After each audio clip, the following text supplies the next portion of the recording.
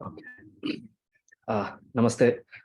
Welcome back after quite a long break, I guess. It was 2 weeks, a break of 2 weeks, and finally we are back. So, yeah, sometimes it becomes difficult when we give a long gap as well, because I don't know whether you remember the exact place where the story was paused. Nevertheless, I remember. So, when Hanūmān has been there in Lanka, he has searched for Sita, exclusively for Sita. Then he had several doubts in his mind. And before that, initially he found out Mandodari. And looking at Mandodari, for a moment, he thought that he has found out Sita. And then he showed his true colors of being a monkey. And then he decided that no, she can't be Sita, because Sita cannot be happy. That's the true sign of a true pativrata. So I don't think this is Sita. And then he regretted his own nature. And again, he started searching. He had a doubt over himself, whether am I doing the right thing or not. Because I'm a brahmachari. I claim to be a brahmachari, but I'm going through searching so many women. I'm looking at so many married women. So this must be very wrong of me. So, but then he said that Atma me shuddha, my antaratma is very clear and very pious. So I don't think I have committed any crime or any sin. And finally, he saw Sita. Before he could muster his courage, make a plan, strategize, and speak to Sita, Ravana came. So this is where the story had ended, with Ravana's entry. So now, once Ravana came in, he went directly to meet Sita. There is a beautiful description of Ravana's journey. I should not say journey, the stroll that Ravana took from his palace to Ashokavanam, where Sita was kept. So many people accompanied him, and the kinds of people that accompanied Ravana, it was almost like none of them mattered to Ravana. Valmiki says that even Brahmavadis, Brahmanas, Brahmavadinaha, arthat Brahmanas, they were chanting Vedic mantras because he's the king. And we must not forget that he was a Brahmin king. So he was a Brahmana basically who became a king. So Brahma Ghosha, Veda Ghosha was going on. And then there was Sangeeta. And then there were Sumangalis, married women, plenty of them. And it was very an auspicious, a troop of filled with auspiciousness. But his mind was corrupt. He had only one thing in his mind. He only wanted to meet Sita.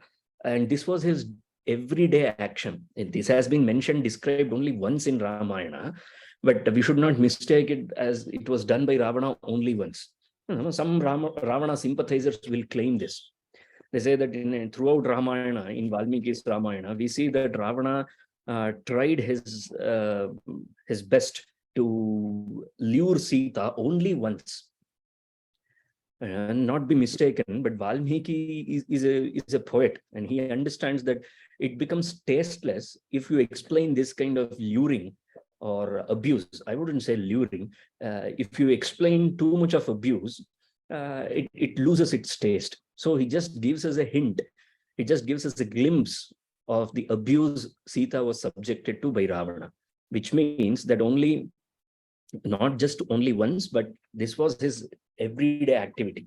So he goes to her and speaks, as usual, several things. He recalls what a great man he is, to what great lineage does he belong, what great legacy does he have.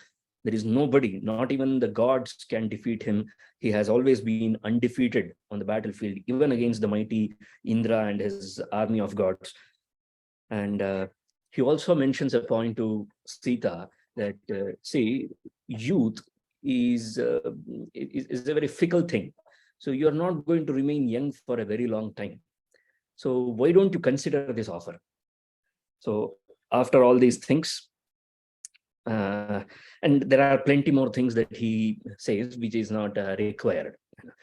He describes her and in front of her, and then he asks her to marry him and become the queen of Lanka.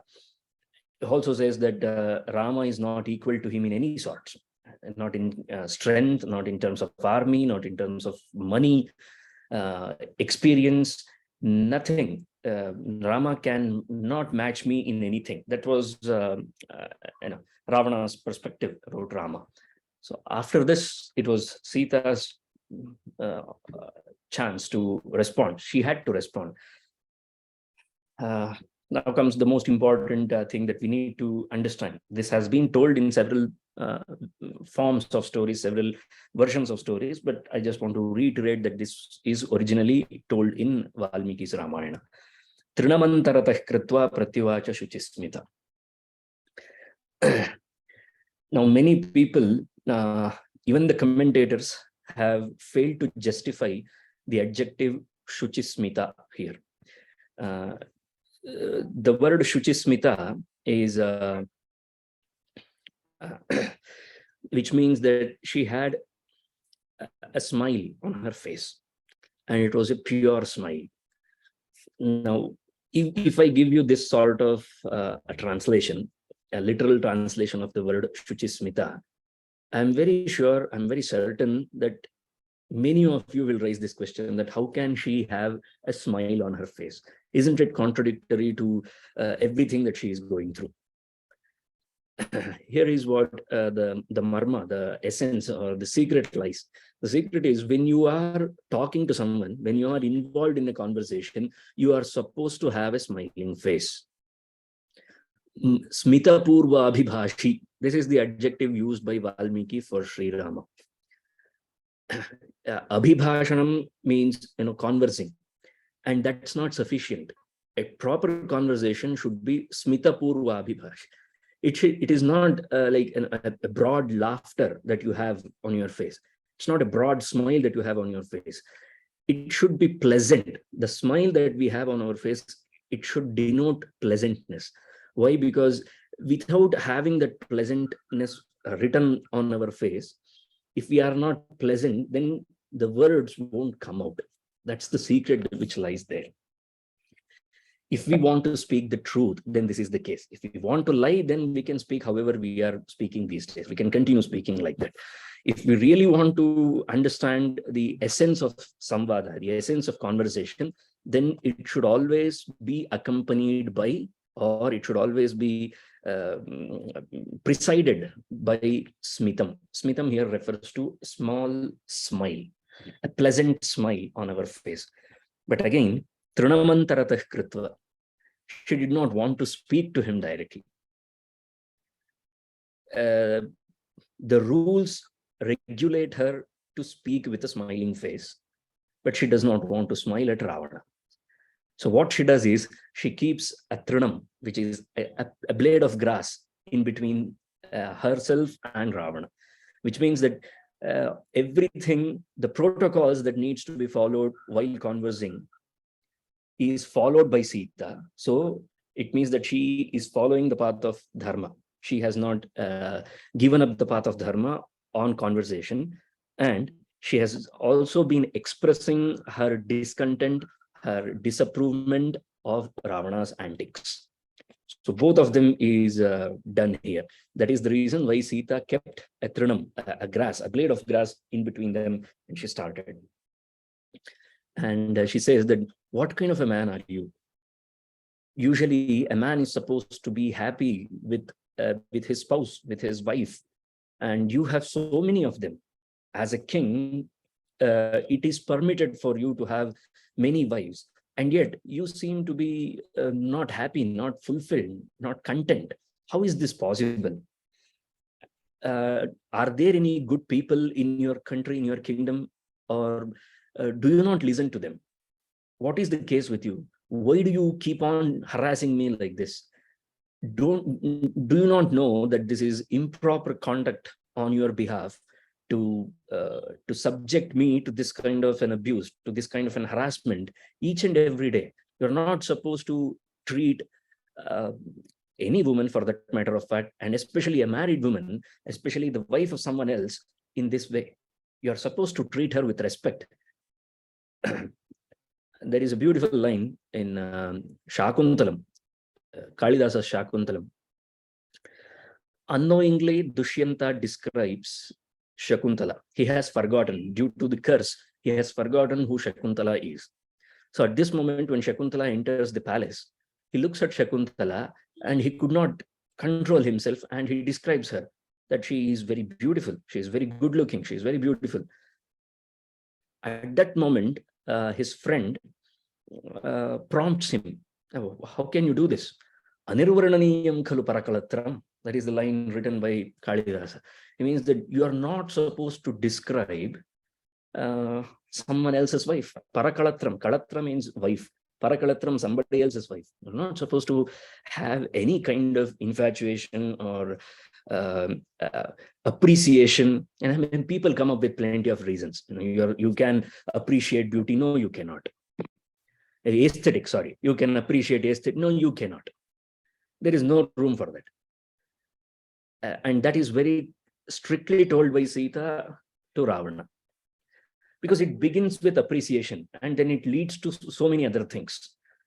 And that's not right. The path of dharma is kshurasya dhara nishita.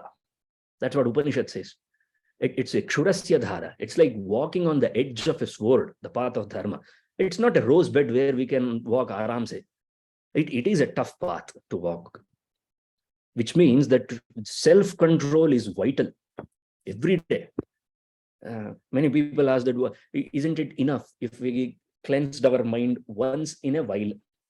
Isn't it enough if we performed any puja or any rituals once in a while? No, it is not sufficient, because we are in the nature is made up of sattva, rajas and tamas, and we are subjected to constant changes.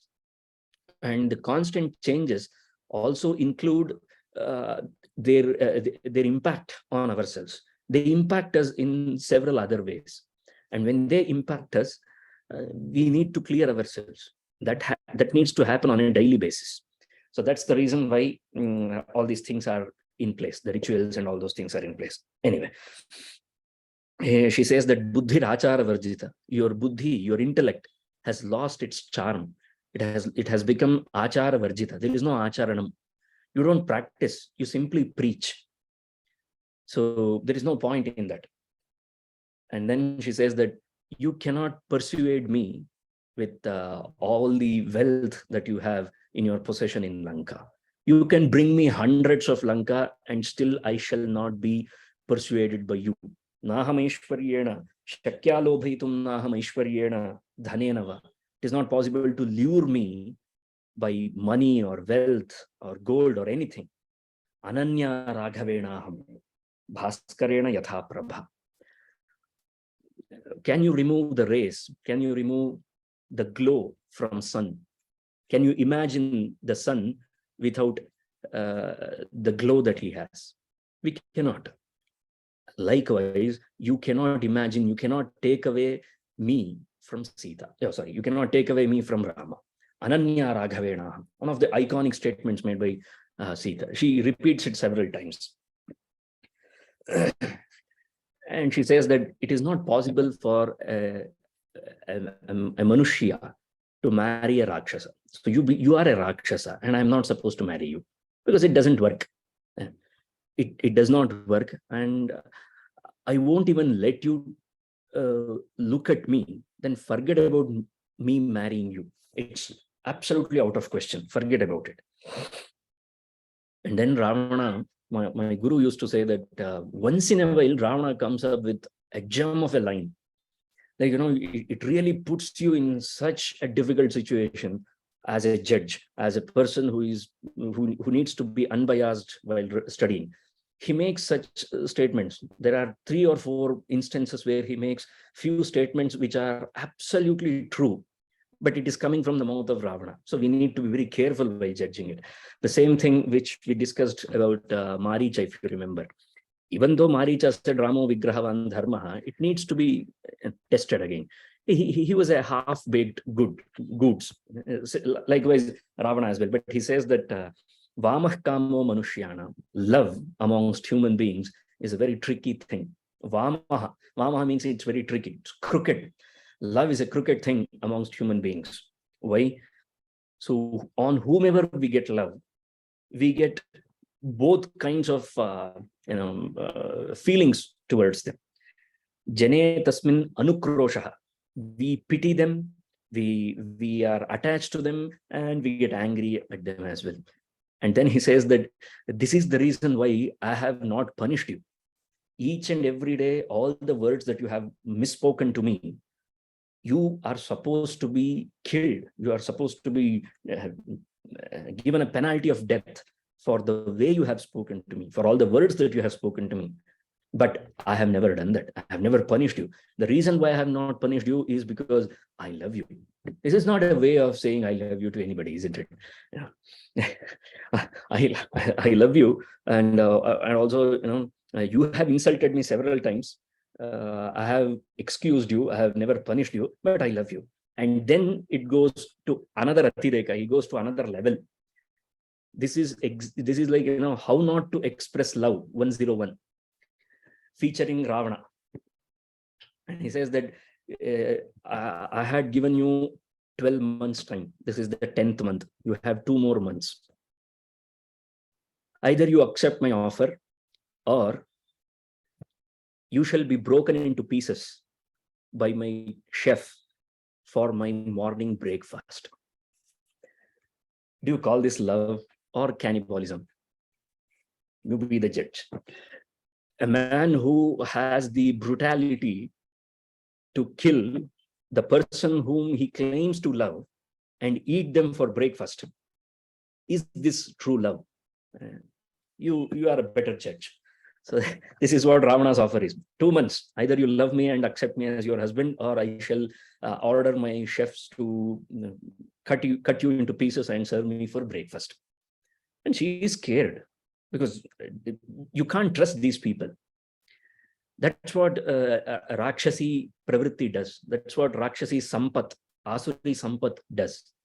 The Asuri Sampat, if you remember, Krishna in Bhagavad Gita explains Daivi Sampat and Asuri Sampat. Daivi Sampat Vimokshaya, Asuri Sampat tu Bandhanaya. Asuri Sampat are devil attributes. It is these attributes that binds us in this world. We may claim that no, we are very good people. We don't do all these things. Are we not greedy? We are. We may claim not to be greedy in front of everyone, but we are greedy.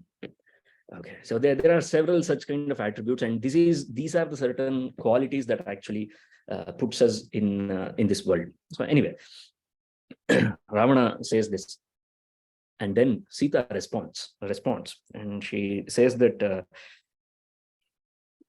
see, in a forest, there is an elephant, and then there is a rabbit. You, Ravana, are a rabbit. Rama is like an elephant. You know what happens when a rabbit comes under the feet of an elephant. You will face the same fate when you face Rama. You are a coward for taking me away when Rama was not there. And how is this that your eyes do not fall down on earth when you look at me like this? I think all women can relate themselves to this kind of line. Sita says this. Imete nayane krure, these abusive eyes of yours, vikrite, they look very ugly, and Krishna pingale, they are red and black in nature. They are reddish, and a hue of black added as well. Kshitauna patite kasmat, mam anarya nirikshataha. When you look at me like this, how come your eyes do not fall down? Or how come your tongue is not cut down when you speak such ridiculous words to me? How is this possible? And then the question may arise that why don't you take some step? Go, sister. Why don't you do something? You are powerful. Feminism. Now Sita's response. You must hear, all the feminists must hear the response of Sita. Asandeshattu Ramasya. Rama has not instructed me. Oh, it means that women must be instructed by their husbands. You think however you want. I don't care. Asandeshattu Ramasya. If you have any qualms regarding the first reason that Sita gives, that she was never instructed by Rama to kill Ravana, fine. Yeah, some communication gap, you may think like that. But still, it's very primitive to think that women need someone else's instructions, permission. These are the things that feminism has ruined it for us forever, unfortunately. The second point must be accepted by everyone. If they do not accept this point, it means that they don't understand the concept of tapas. Tapasascha anupalanat. I have to follow tapas. How difficult it is to follow the tapas? Ask Viśvāmitra, or go and read the story of Viśvāmitra, or recall the story of Viśvāmitra. You will understand how difficult it is to involve ourselves in tapas and lose our temper. The world wants us to lose our temper. That's why it's a very difficult place to survive, the world. Kalidasa, again, he says that who is a dhira? People say that a dhira purusha. Who is a dhira purusha? A person who controls his mind when there is no room for distractions? No.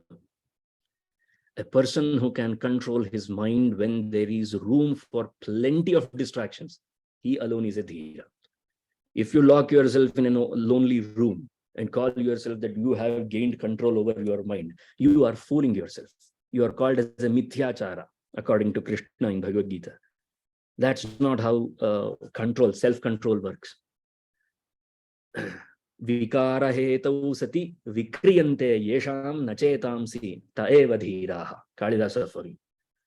Vikara hetau sati. There should be plenty of room for vikara, distractions. And in spite of those distractions, if somebody can control their mind, they are called as dhiras. And Sita was a dhira mahila. Unlike these feminists, they have no clue whatsoever about tapas, penance. Pativratyam, pativrata. We use the word pativrata, right? Pativratyam, why it is called as pativrata? It's a vrata. Do we have a working knowledge of the importance, the earnestness of the word vrata? It's a vrata. Vrata takes a lot of dedication and devotion. It's not an easy thing to achieve. It doesn't happen overnight. It demands much hard work. And Sita was ready to do that. For her, pativratyam, pativratatvam, that vrata of following a pati was priority, top priority to Sita. And that was her tapas, that was her penance. And she never complained because she understood her path. Unlike the modern females. Sorry to offend any of you, but this is the situation. Tapasascha anupalanat. When we do not have any idea of tapas, this is what happens.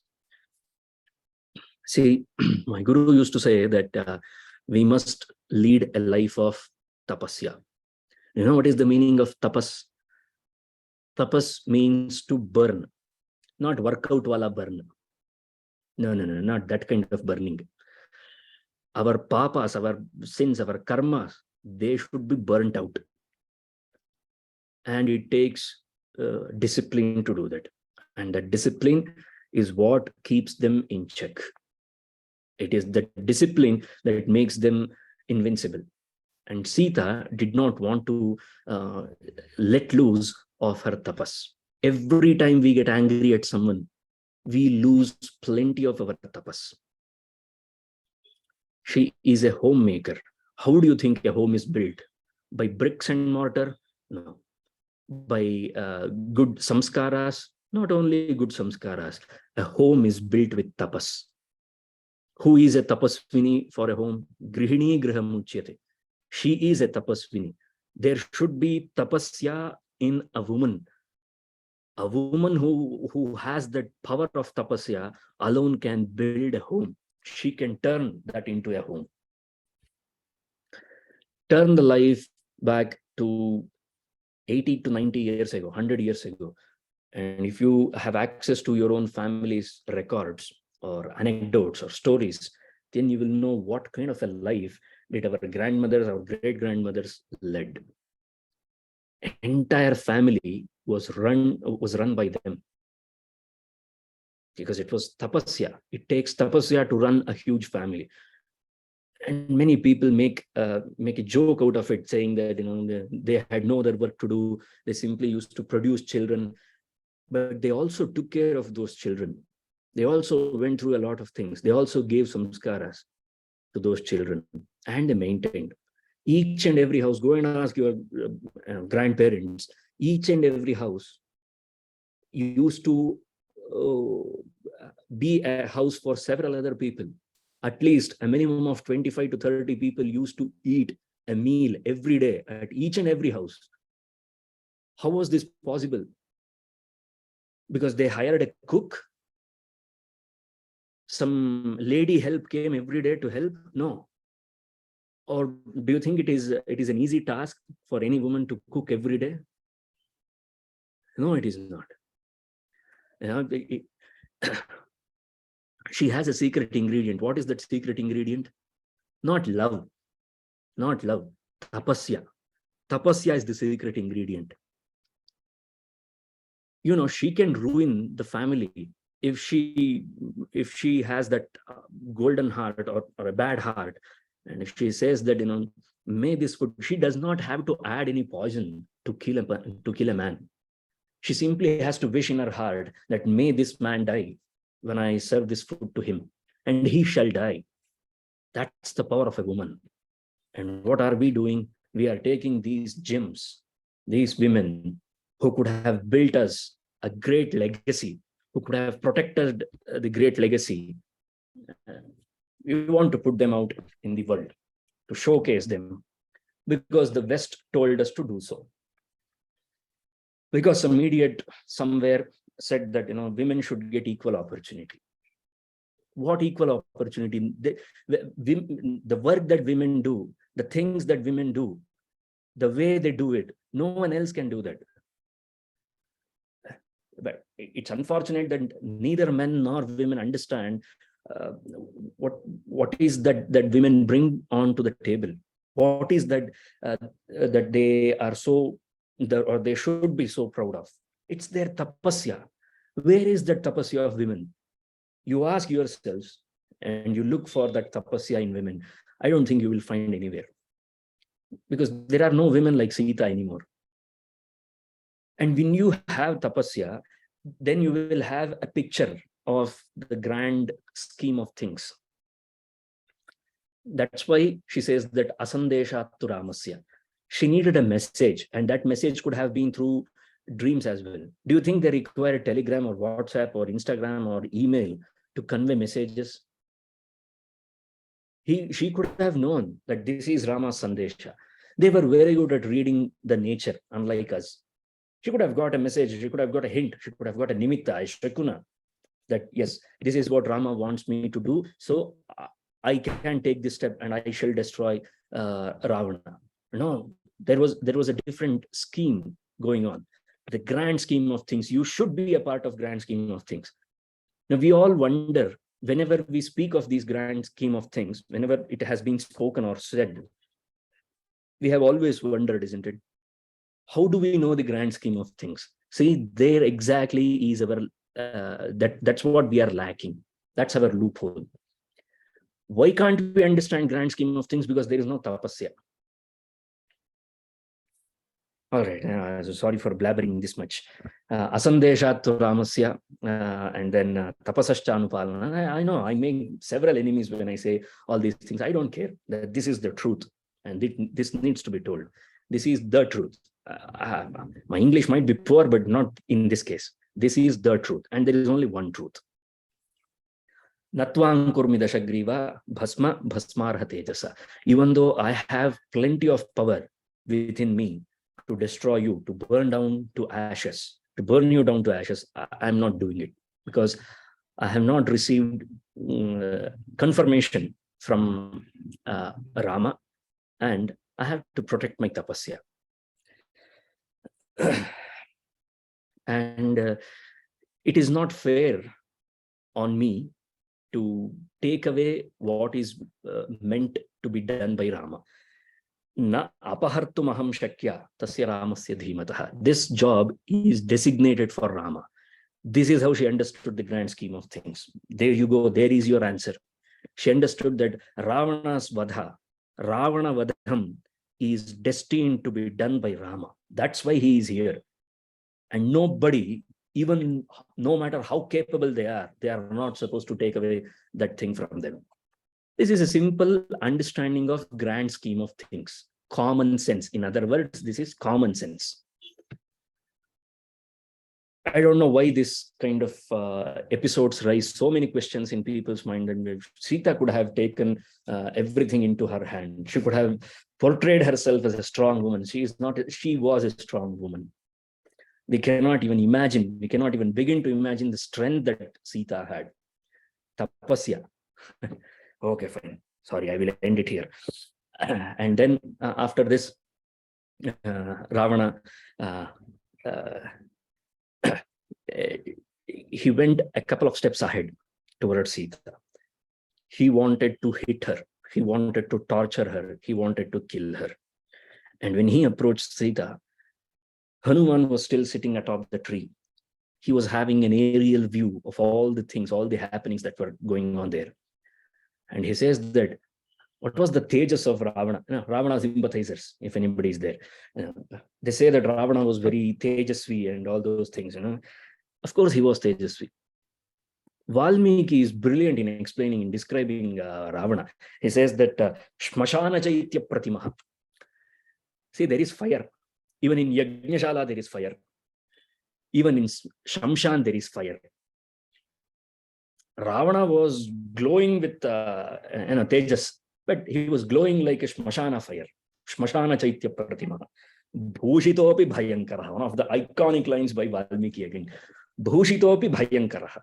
Even when he was adorned by so many things, he was Bhayankaraha. He looked ugly. He looked dangerous. Do you want that kind of an Agni? And I don't know how many of you have actually seen the Shmashana Agni. The problem is electric Agaya they have ruined even that thing. You should see, nobody can even go in that distance. You can't stand there. It burns you. Not because of the wooden logs, the type of wooden logs that they use. No. When it is lit, it lits to such a height that nobody wants to stay there. Not in the vicinity of it. It scares you. It scares even the strongest men. It breaks even the strongest hearts of men.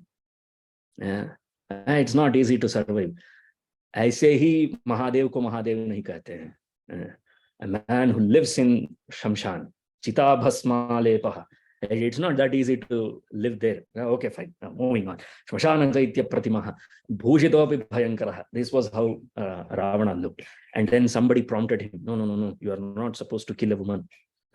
And at this time, he was not listening to that fellow. But Dhanya Malini, she was one of his wives, lesser known wives. So she came in. What will you do with this pathetic looking human? Come with me, let us go. There is still some foreplay left. And she took him away. But before he left, he ordered the Rakshasis, the women there, to take good care of Sita. By good care, he meant that turn her in. Make her my wife at any cost. And then they started speaking. Someone started speaking. Her name was Ekajata. And she said that, do you know who Ravana is? Say, Prajapati. There were 6 Prajapatis. Amongst them, the 4th one, Prajapati, he had, his name was Pulastya. Pulastya was the 4th Prajapati. And Pulastya had a son named Vishrava. And Vishrava's son was Ravana. Okay. So that is why he was called as Paulastya. When people call Ravana as Paulastya, Paulastya means Pulastya's grandson. Belonged to such a great family. Idiot fellow. Could not even understand that he belongs to that great family. And he ruined the name of that family. Not forever, but sometimes these things do happen. That's why he is not considered as Brahmana. He never considered himself as Brahmana. He had left Brahmanyam long ago.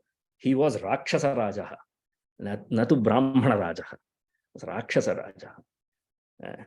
You see the contrasting stories that Ramayana tells us. Once upon a time, there was Kaushika. He was a proper Kshatriya, but he made a mark by saying that Digbalam Kshatriya Balam, Brahmatejo Balam Balam. And then there was Ravana, the grandson of a Prajapati. Useless fellow. And then there were other people who told that, who began torturing Sita, that you should accept his offer, so and so, so and so. And then her response. This is brilliant response. Nammanushi Rakshasasya Bharya Bhavitumarhati. This is her iconic response. For it is told Ravana is a true Brahman. It's very unfortunate, isn't it? I mean, these are the stories that we have heard, and we have grown up hearing to these stories. I'm aware of them.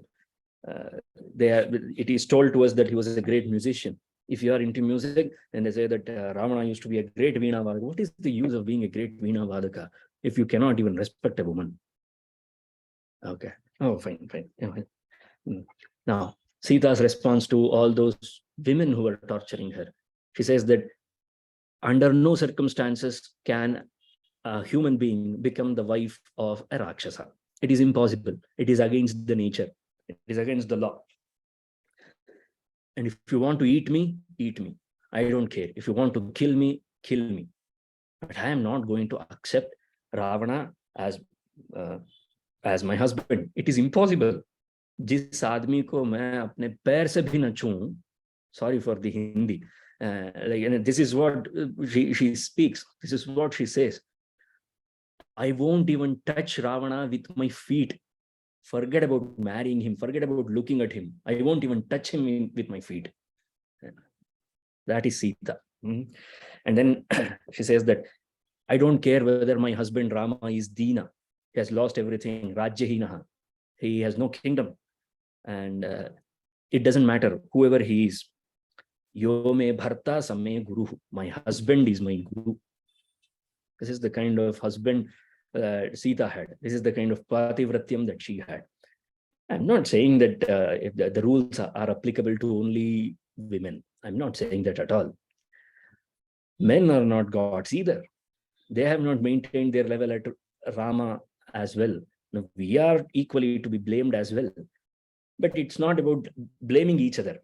It's about helping each other to attain the status of Rama and Sita. And then she says that Tam Nityam Anuraktasmi. I am forever Rama's. And then she gives examples. And this is where we draw a line between Ramayana and Mahabharata. The difference between Ramayana and Mahabharata. Sorry for the hand gesture.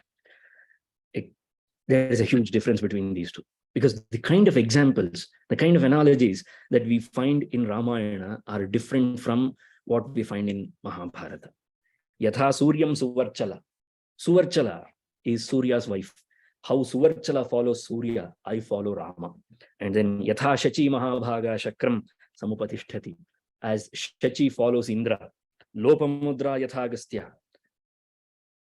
Lopamudra or Lopamudra followed Agastya. Lopamudra was Agastya's wife. Arundhati Yatha Arundhati Vasishthancha. Rohini Shashinam Yatha.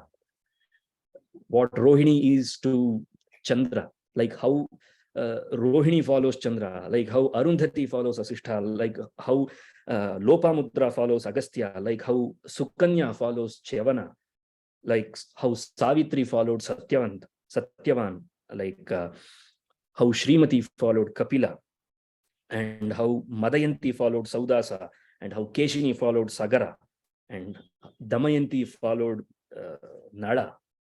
I follow Sri Rama. That was her statement. Iconic statement, isn't it? 90% of these names are not even heard. We don't know the Pativratas. If I give you the list of this, can you identify how many of them are tapasvinis? Lopamudra, Arundhati, do I need to list Sukanya? These people, these women, they were tapasvinis. That's why I made that point, that tapasya, tapasaschānupalanāt. Okay, fine. Moving on. And then Vinata, Rakshasi named Vinata, she provoked her. She said that you have to see the practicality of life. You're being impractical. There is no way that Rama can cross this ocean, this huge ocean, come to Lanka, face the Ravana's army, and then face Ravana, kill him and take you. It's impossible. And then Vikata said that I'm very sure that as women, we should know that we are not going to stay young forever. So when you are youthful, why don't you enjoy the luxuries of life? And Chandodari said that I feel like eating bone marrow soup today. Why don't we kill her and consume her? And then we will report, we will write a Farji report. Government employee, you see, a proper government employee. She was Chandodari. She said that let us consume these funds. Okay. And then we shall send a report to government saying that these funds were used for so-and-so works. Likewise, we will send a report to Ravana saying that she died. Who? Sita died. And then when we say Sita died, she is not interested in dead women. Okay? She is not even that level of a creep. So he will ask us to eat her. We would have anyway eaten her. So let us eat her. And Praghasa agreed that yes, absolutely. I'm very sure that Ravana will approve of this. Two government employees, proper government employees, Praghasa and Chandodari. And then Shurpanakha, not the Ravana's sister Shurpanakha, another Shurpanakha. And Ajodari, Ajamukha, all these women, they started torturing her. Imagine Sita's plight. And Vepamana Patita, she started shaking. Sita was shaking. Like I have already given this example. Pravate kadali yatha. When the wind gushes in, the banana leaf, it shakes. Likewise, Sita was shaking. She was shivering and she fell down. And when she fell down, this is for all loose hair Lucies. Okay. Tasyasa dirgha bahula. Vepantyaha Sitaya tada. Dirgha and bahula. Lengthy and thick braid of Sita. Dadrishe Kampita Veni. Even her braid was shivering. Okay. Like Vālī Parisarpati. Like a snake moving. That's how she was shivering after hearing to these torturing words. And then she worries that I think the proverb that is told in this world is true. Akale durlabho mrityu. When it is not the time, it is not the time. No matter how much fed up you are of your life, you cannot die when you want. You are not Bhishma. There is no tapasya. Bhishma had tapasya. He had taken pratigna and he followed that pratigna. When did he take pratigna? When he was the most wanted man, the most handsomest man of that era, of that age. And nobody could have stopped him if he had claimed his rightful throne. The throne of Hastinapura belonged to Bhishma. And he left it, even when there was distraction. And have you not seen how the fate turned against Bhishma? It offered him at every step, it offered that throne to Bhishma. It put him in such a situation that there was nobody else left to take care of that throne. Pandu was dead. Even though he was the youngest one, they made him the king. It was Bhishma's decision to make him the king because a blind man cannot be a king. Pandu died. There was nobody left. Why did Pandu die? And you see the grand scheme of things. It's a test again for Bhishma and his pratigna and his oath. He could have taken it because a blind man is not supposed to be a king. But in order to protect his pratigna, he made Dhritarashtra the king. That's why he was a tapasvi. That's how he could die whenever he wanted. And not everyone is blessed with that kind of a tapasya, isn't it? Akale durlabho mrityuho. She says, Triyava Purushasya. It doesn't matter whether she is a woman or a man. Whether it's a man or a woman, nobody can die when it is not their time. They have to wait for the time. See, we are all under the grip of the death. It is Mrityu, it is Kala that is controlling us. We think that I control everyone. If they are HR manager, that's how they think. They control everyone. They cannot control anyone. It is Kala that controls everyone. And then she decided that how have I survived even for a second when my heart should have broken into 1,000 pieces when I was away from Rama? How have I even survived? And why can I not die without Rama? And then she says a beautiful Vedantic perspective to life from Sita. Dhanya kallu mahatmanaha munayaha satya sammataha. Truly, these sages, these rishis and munis, they are the true blessed ones. Why? Jitatmanaha, because they have gained control over themselves.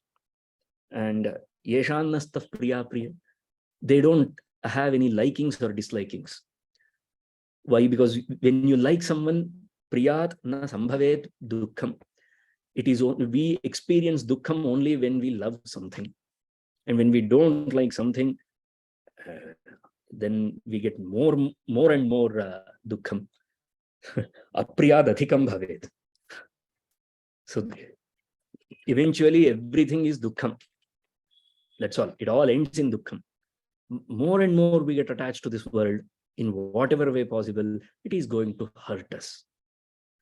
But these sages, these rishis and munis, tabhyam hite viyujyante, because they don't have any likings and dislikings. They don't like anybody too much. They don't dislike anybody too much. That's why namastesham mahatmanam endaro mahanubhavulu andariku vandanam namastesham mahatmanam. And when this was going on, the other Rakshasis were still torturing Sita. That's when Trijata steps in. She woke up from the sleep, and she was in such a deep sleep. Even when Ravana came with band Vaja Bharat, she was not awakened. She was sleeping. She was in a deep sleep. And she had seen a swapnam. She had seen a dream. And then she stops all the other women who were torturing Sita and said, hold on a minute. I saw a nightmare, not a dream. I saw a nightmare. It was almost kind of a dream as well as a nightmare. And they were all curious. And what is that kind of a dream that you are asking us to stop torturing Sita? She was also one of them once upon a time. Just before today, she was also one of them torturing Sita every day. But all of a sudden today, she wants them to stop torturing her.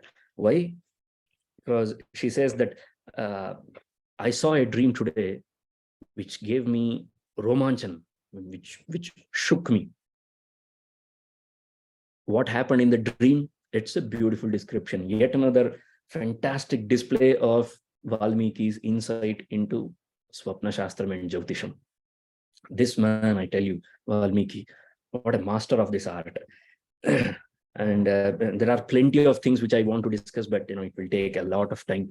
But in Trijata Swapna, she says that Rama, I saw Rama climbing upon a white elephant, touching sun and the moon, while Sita was wearing clean clothes, and she was seated on the lap of Rama, and they both were atop an elephant, a white elephant, and they were touching sun and the moon, which means it's auspicious, which means victory is theirs. And what about the evil brothers, Ravana, Kumbhakarna, Indrajit, and all these people? She says that Varahena Daśagriva, I saw Daśagriva, Ravana, seated on Varaha, not Varaha Rupam Vala Varaha. This is a different Varaha, okay? This is a proper wild boar, not the Daivam, not the Daivam boar. This is proper Varaha. And Indrajit was seated on Shishumara, and Kumbhakarna was seated atop camel.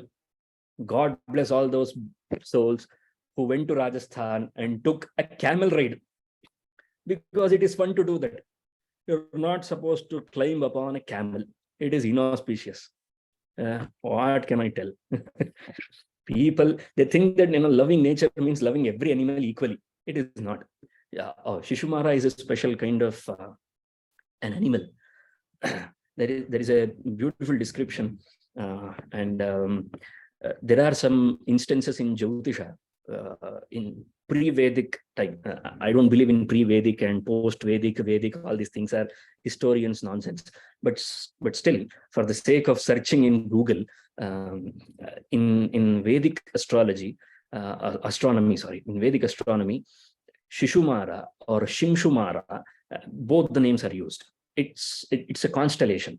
They say that it looks like that animal, a four-legged, ugly-looking animal.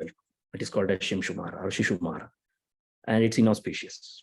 We don't get much details about Shishumara in the later half of the literature. And just like in Ramayana, the word Shishumara is mentioned. In Brihat Samhita, Varahamihira mentions Shishumara. Even Kalidasa mentions Sharabha in his Meghadutam. We don't find Sharabha anymore. He says that it was an 8-legged animal. We won't believe it unless James Cameron decides to do some movie on that. We don't believe it. And that's us. Sharabha and Shishumara, these are some kind of inauspicious animals. No matter even if they are very rare, they can be inauspicious. And Tailam Piban, and he was drinking not wine, he was drinking oil, and his body was filled with oil, and he was falling down, and all these things, and Keshamundanam and all these things were happened. She saw that, but this was related to only Ravana, Indrajit, and Kumbhakarna, whereas Vibhishana was seen with a Shveta Chhatra along with his 4 followers. Again, you see that this Shvetatvam, white clothes, white attire, it is always auspicious. Yeah.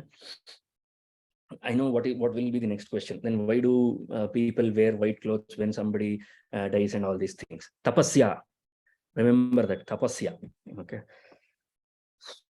Okay, fine. And he was also atop some elephants, and he was accompanied by his 4 followers, and I saw him entering into Lanka, which means that Vibhishana is eventually going to be the king, and Rama is eventually going to be victorious, and Kumbhakarna, Indrajit, and Ravana are going to die soon. This was the gist of her dream.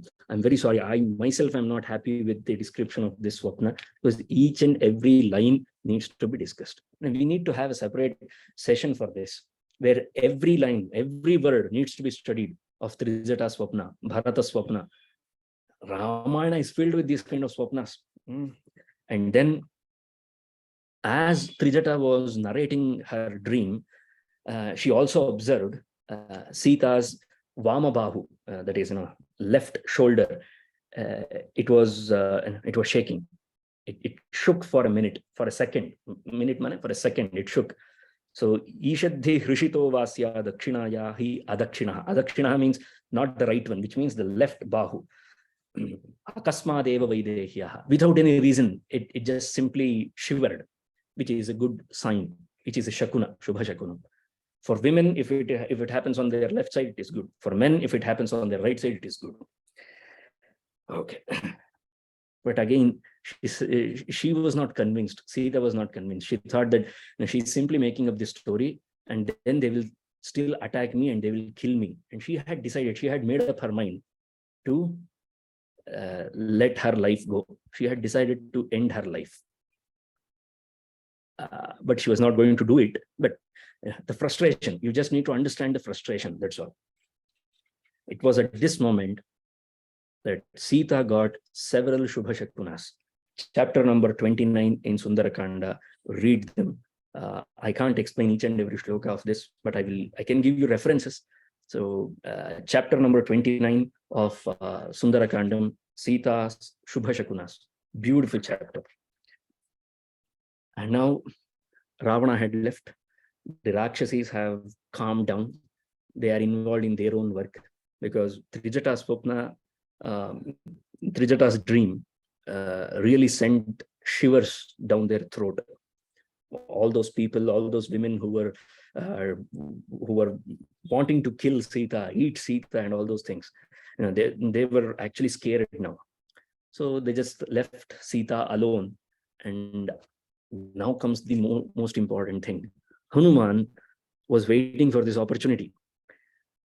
A huge responsibility. This was a small deviation from the original story, isn't it? The original story involved Hanūmān approaching Sita, and all of a sudden Rāvana came in. All these things happened, and now back to the story. Hanūmān is still there.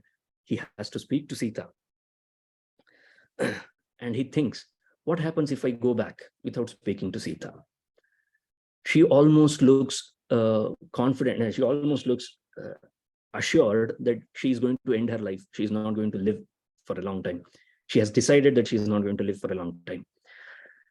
And also, these Rakshasis, looking at their cruel nature, I don't think they will let Sita live for very long.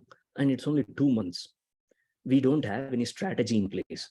I may get back to Rama and Sugrīva as soon as possible, but there is a huge daunting task for us to bring the entire army, cross the ocean, face this army and defeat them and win.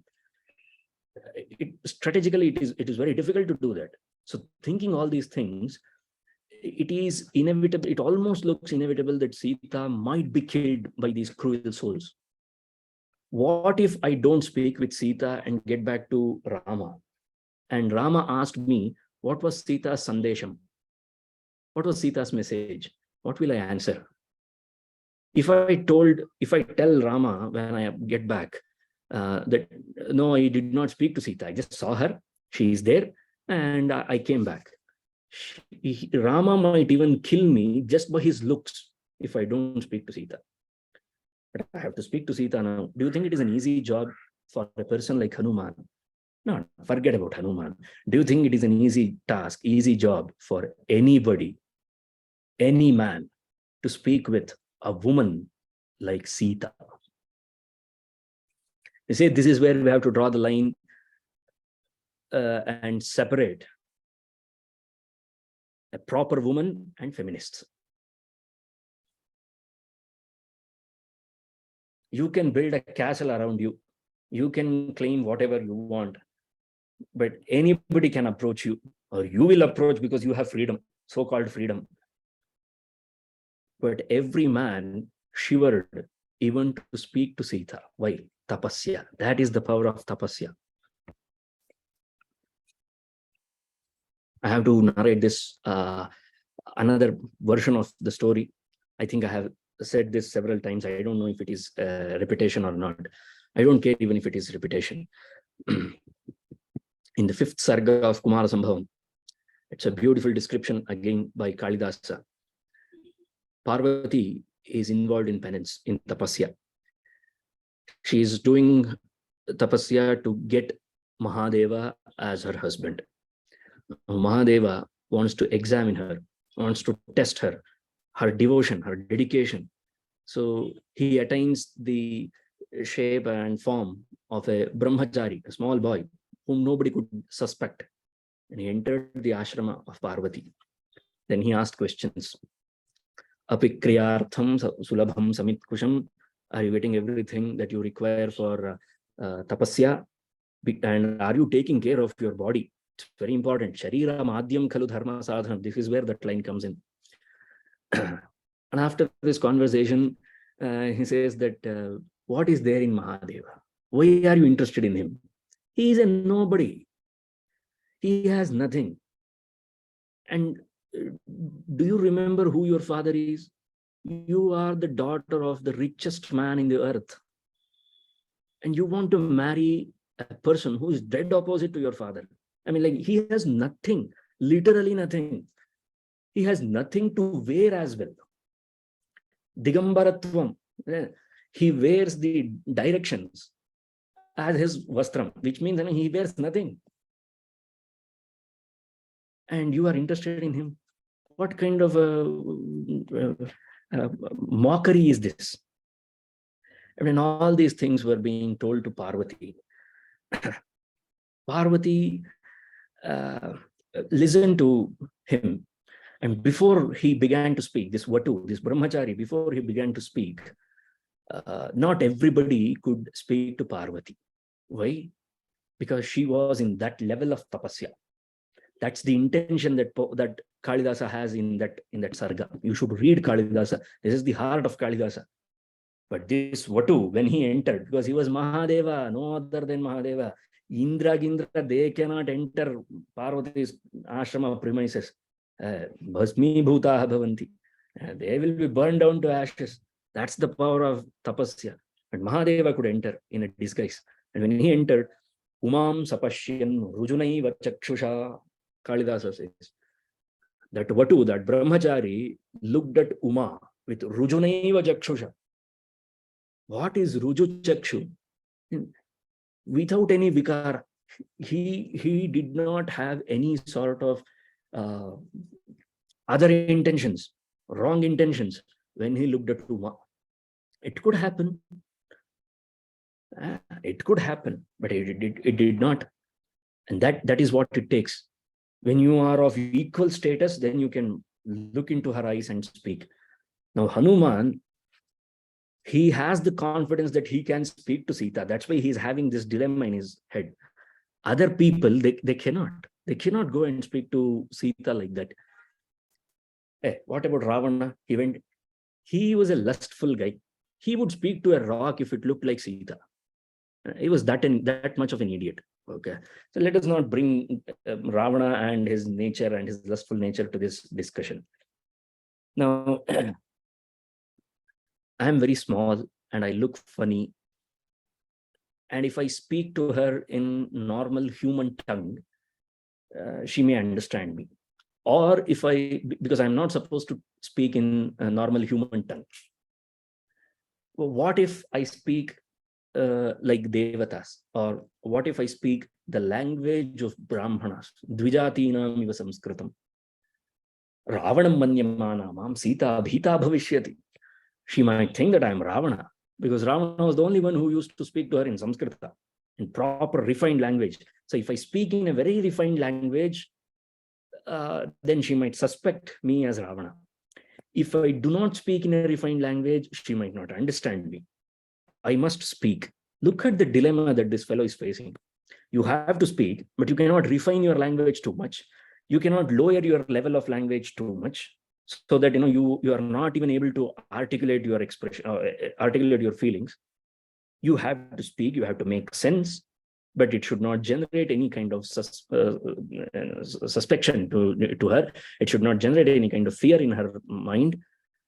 She should be convinced, she should be calmed down, she should have the patience to listen to me, keeping all these things in mind. And he also thought that if I went in my original shape, like how I was when I crossed the ocean, if I went like this, anybody could recognize me. I will be an easy target for them. I don't care whether they hit me or not, because I can survive. What happens to Sita after I leave? They will torture her, because they have seen her talking to me. So they will definitely torture her. Okay. And I don't believe in wars. Another brilliant line by Valmiki, asatyani cha yuddhani. Wars are always asatyani, which means naikanta vijayo yuddhe. That's what he means. He uses this phrase in Yuddha Kanda plenty of times. Triumph is never guaranteed in any war. It can go either way. Anybody can win in a war.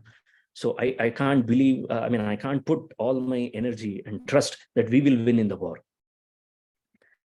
And if I do not speak, then I would have made this journey useless.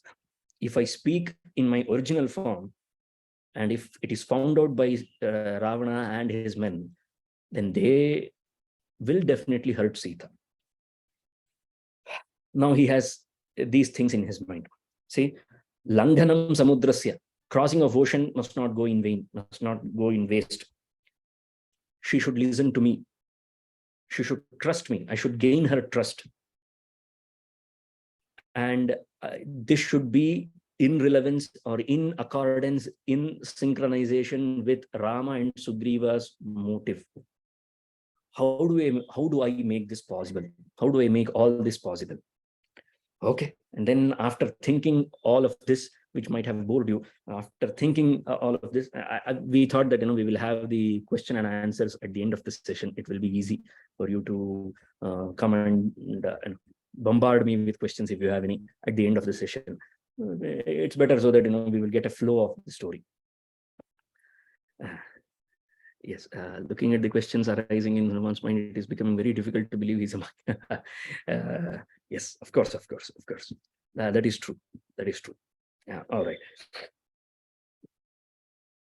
So then Hanūmān derived a unique plan. He thought that, let me narrate the story of Rama so far. Staying wherever I am, he began to sing. He was well trained in Sangeetam as well. So he began to sing, and Sita felt very happy because she heard about Rama's story so far. And then she looked up. She looked up where that voice was coming. She saw a monkey. She was scared. Why was she scared? She was scared because you are not supposed to see a monkey in your dreams. Okay, Swapnomayayam Vikratodya Drishta. This was her first collection. That, oh my God, I have seen a dream and I have seen a monkey in my dream. Shakhamriga Shastraganayir Nishiddha. All the Shastras, they prohibit, or they say that it is not auspicious to see a monkey in your dream. And then she does that prarthana to Swastyastu Ramaya Salakshmanaya. May the gods protect Rama, Lakshmana, my father, Janaka, all the people in Ayodhya, Bharata, Shatrughna, everybody. A woman's heart, you see. And then she also says that I have never slept. Ever since I came here, I have never slept. If I have not slept, then how can I dream? So this might not be a dream. If it is not a dream, and if it is if I'm seeing this actually, really, then may all the words that this monkey is speaking be true. May Rama and Lakshmana be safe. May every word that is coming out of this monkey's mouth be true. And then slowly he climbed down. I want you to observe how difficult it is to approach a woman like Sita. He climbed down and Shirasyanjali Madhaya Sitam Madhuraya Gira. Now Valmiki, he has used this Shirasyanjali Madhaya only twice. First instance is here, Shirasyanjali Madhaya. Second instance is when Rama gets back to Ayodhya and Bharata brings Rama's Paduka and Shirasyanjali Madhaya. He spoke to Sita with both his hands placed over his head like this. Devotion, the power of tapasya. And you see now, Umam Sapashyan Rujunaiva Chakshusha of Kalidasa, where did he get that inspiration from? Ramayana. Look at Hanūmān. And this is the cornerstone of conversation. You cannot get any other conversation that can match Hanūmān and Sita's conversation. And then he began to narrate the story.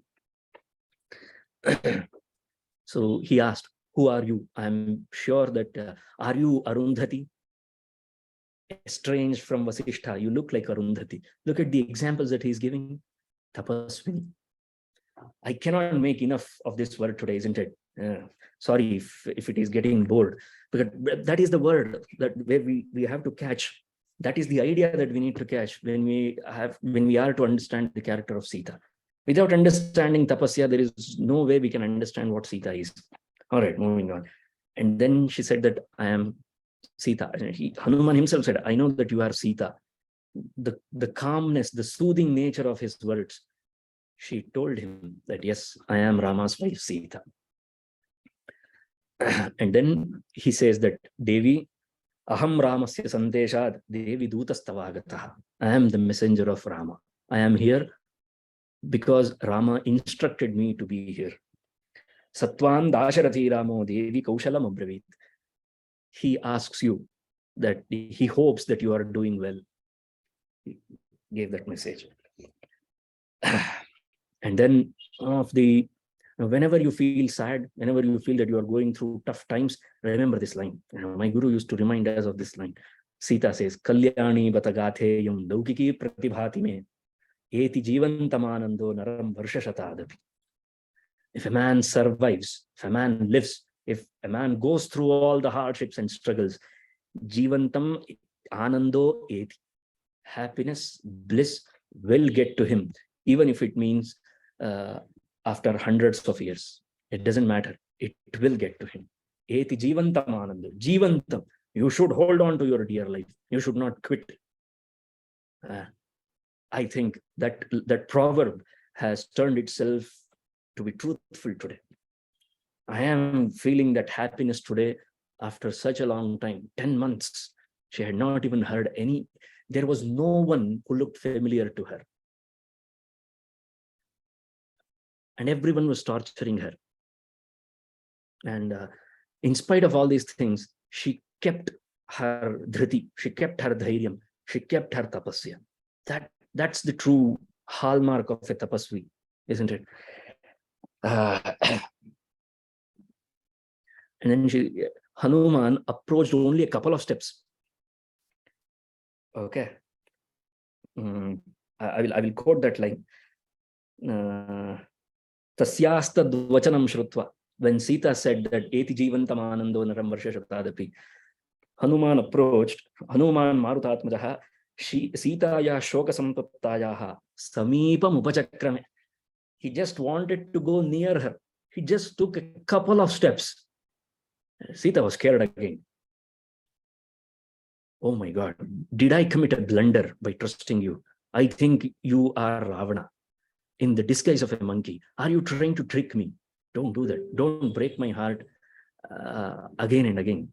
This is not right on your part. And then she reevaluates herself and she comes up with an answer. This is the beauty of Indianness. This is Bharatiyata. Yeah? The thing that I'm going to tell you, self-evaluation, not SWOT analysis. That is daridram. This is self-evaluation. She says that athava naita devam. This could not be true. You cannot be Ravana. Why? Manasohi mama pritihi utpannatava darshanat. When I looked at you, I felt a kind of bliss in my heart. This does not happen with everyone. It doesn't happen with everyone. And she goes on. Chittam harasime saumya. The word saumya. Yeah. Some people argue that this word should be somya, not saumya. Upanishads do not use the word saumya. They use the word somya. Somya means he who looks like, he who is as pleasant as moon. Somavat priyadarshanaha, Sri Rama. Valmiki describes Rama as Somavat priyadarshanaha. And Sita says that looking at you, it brings some kind of calmness to my heart. It generates that kind of sahajiki priti, sahaja priti. So I'm very sure that this is not Ravana. This could not be Ravana. And then, we have to finish so many things. Okay. And then finally their conversations begin. And Hanūmān says to Sita, Devi, nahamasmi tatha Devi, yatha mam avagacchasi. I am not Ravana. Please don't think like this. I am not who you suspect me to be. Vishanka tyajya ramesha. Please leave this suspect over me. Shraddhatsva vadato mama. Do believe my words. I am speaking the truth. I am Sri Rama's Duta. I am Sri Rama's messenger. Okay. Anybody could know Sri Rama's story. Okay. Because it's famous. Everyone knows what happened to Rama. You would have heard from a passerby. Kīdrisham tasya samsthanam, rupam tasya cha kīdrisham. How does Rama look? How is he? Kathamuru, katham how are his thighs? How are his shoulders? Lakshmanasya cha shamsame. Explain me how they look. And then the rigorous test. Look at the examination. People will shiver when this kind of question is asked. You may know the story, but you don't know what Rama is. You need to contemplate on Rama to understand his Divyamurti, Divyamangala Vigraha. What a man. And only Hanūmān is capable of contemplating on Rama's Divyamangala Vigraham. 2 sessions are required to explain, to describe, or to understand how Hanūmān describes Rama.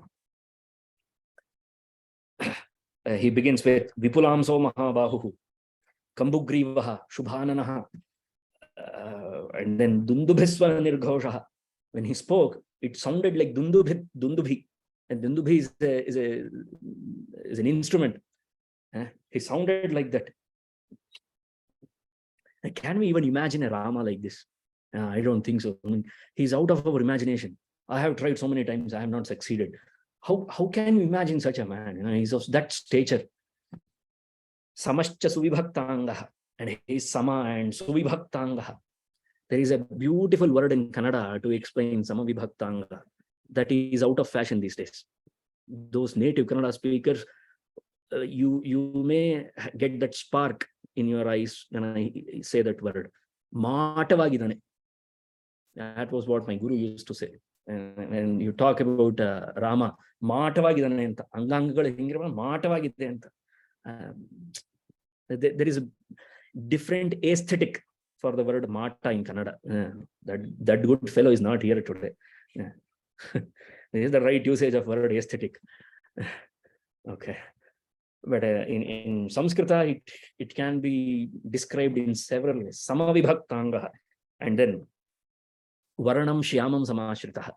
Shyama is a different kind of color. It's a combination of many colors. Not blue. Not at all blue. Rama is not blue. Rama is neither black. Rama is Shyama. Shyama is a Varna, is a color. It's a combination of many colors. And then Tristhiraha. Trishu Sthaneshu Sthiraha. I mean, 3 organs, 3 parts of the body must be sthira, must be strong, must be fit. I have this commentary. I'll just give you a small insight into Hanūmān's description of Rama, because I have half a mind to describe Rama as it is, as Hanūmān has described. As I said, it will take 2 sessions, minimum 2 sessions, to explain each and every word. What a brilliant insight of Valmiki. If so far Valmiki has stumped you in several parts of Jyotisha, this is yet another feather in his hat, because Samudrika Shastram is very much an integral part of Jyotisha. Valmiki was a Jyotishi, I tell you. He was a proper Jyotishi. He knew Samudrika Shastra better than anyone. Commentators have searched several Samudrika Shastra works in order to substantiate Valmiki's claim. Tristhiraha. Uraha, Manibandhaha, Mushti. When we make a mushti like this, it should stand firm. It shows the firmness. Okay. Not every person can do this mushti sthira. And uruhu, our thighs must be sthira. And manibandha, this is called as manibandha. This must be sthira. And he who has all these 3 firm, he becomes a king. Rama was Tristhiraha. This is the explanation of only one. This is not even proper explanation. Okay. And then Tristhiraha, Tripralambaha, Trisamaha, like this it goes on. We have to go ahead. I'm very unhappy that I cannot explain each and every word. When you read it by yourself, read it with commentary, and read it 10 times. How does a perfect man look like? All the men of this world are nothing in front of Rama. Pumsam mohana rupaya punyashlokaya mangalam. This is why people say that Pumsam mohana rupaya. Even the men are mesmerized by Rama's rupam. Even they want Rama's rupam. Pumsam mohana rupaya. And that was Rama. Okay. And it goes on. Whose commentary? You read Govinda Rajiya, you read Ramayana Tilaka, Shiromani, Bhushana, Kataka, There are plenty of Ramayana commentaries, all in Sanskrit. You have to read them. Or even better, don't read these commentaries. Read Varahamira's Brihat Samhita. It's an epic work, magnanimous work. And then read some works on Samudrika Shastram. Then come with a fresh mind, read Rama's description. You find me any one artist who can paint Rama like this, I will stop speaking about Rama. You find me a sculptor who can do this, I will stop speaking. Impossible to find. Because this is not something that you can imagine. No. This is something that you have to experience within yourself. This is something that you need to have a darshanam in Antaranga. This is a subject of sakshatkara. This is not a subject of imagination. No. This is Valmiki for you. This is Hanūmān for you. How closely, how keenly had Hanūmān contemplated, meditated on Rama. There could have been no other person better than Hanūmān to have described Rama like this. You know, it goes on. I will just simply read the shloka. I cannot do injustice. Tristhiraha, Tripralambascha, and then Trisamas Trishuchonnataha, Tritambraha, Trishucha Snigdhaha, Gambhiras Trishu Nityashaha, Trivalimam Tryavanataha. This is all about Trinity. And now comes the quartet. Chaturvyangaha, Trishirshavan, Chatushkalaha, Chaturlekha, Chatushki Kishkuhu, Chatussamaha, Chaturdasha Samadvandvaha, Chaturdamshtraha, Chaturgatihi, Mahoshta Hanunasascha. This is all about fourth quartet. And then comes a section of 5. Panchasnigdhaha, and then 8.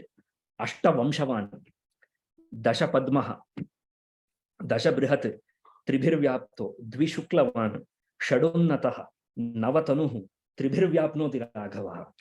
This is universe for you. Fantastic. Sorry, I don't know how good I was in narrating this part of the story, but you simply cannot narrate it. It's out of our league. At least it's out of my league. I cannot. How do you imagine this person? It's impossible. Okay, I know. But and then when Hanūmān explained Rama to Sita, Sita was convinced. Oh yes, this is my Rama. You have understood Rama. So when somebody several years ago, they met me in a function, and that was my friend actually, and they said, you should read Amish Tripathi's Shiva trilogy. You will understand what Shiva is. I said, shoot yourself. If you really want to understand what Shiva is, read Kumara Sambhavam.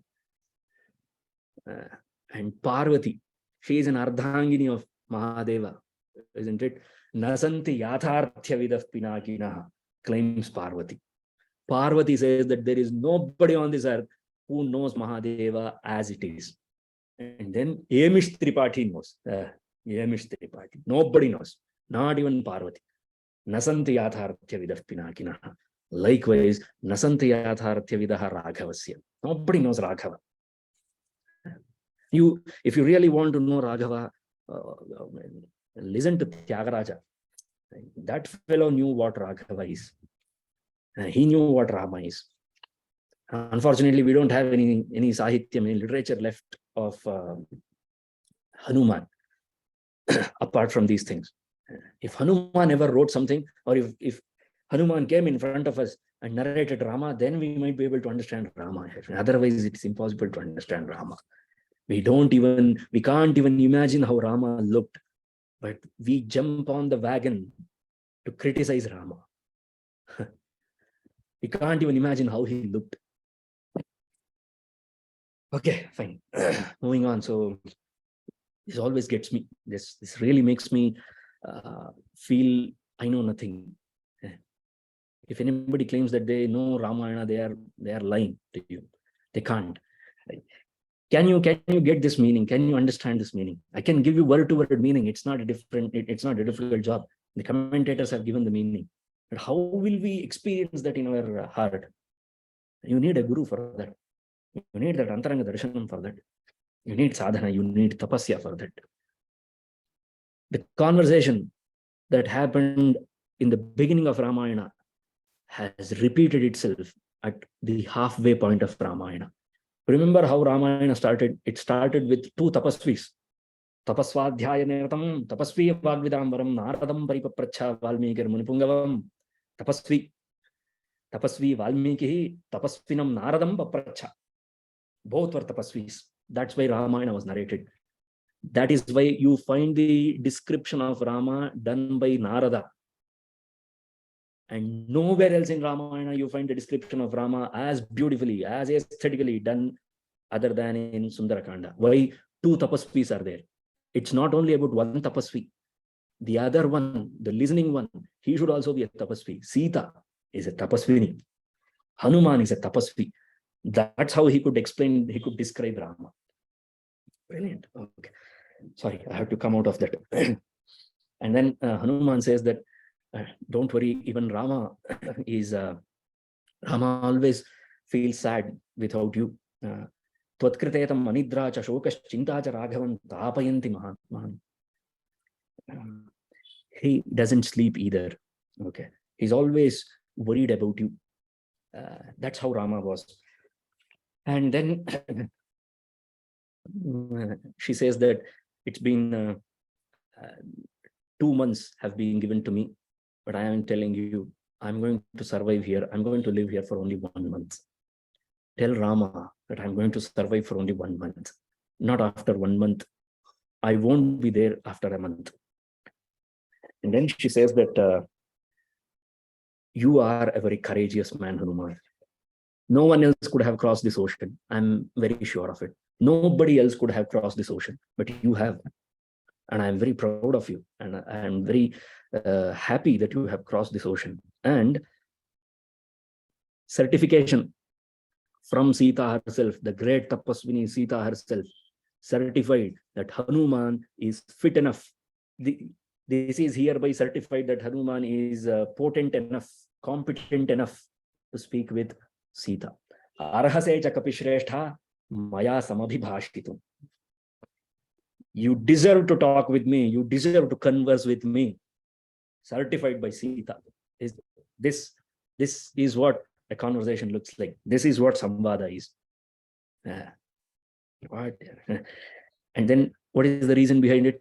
How do you arrive at this conclusion? She says that yadyasi preshidastena ramena viditatmana, because you have been sent by Rama. Do you think Rama sent anybody? He could have sent the message through Angada, small boy. No, he chose Hanūmān. Why? Because preshaishyati durdharsho Ramo nahi aparikshitam. Without examining a man, Rama would never send that fellow towards me, especially to speak with me.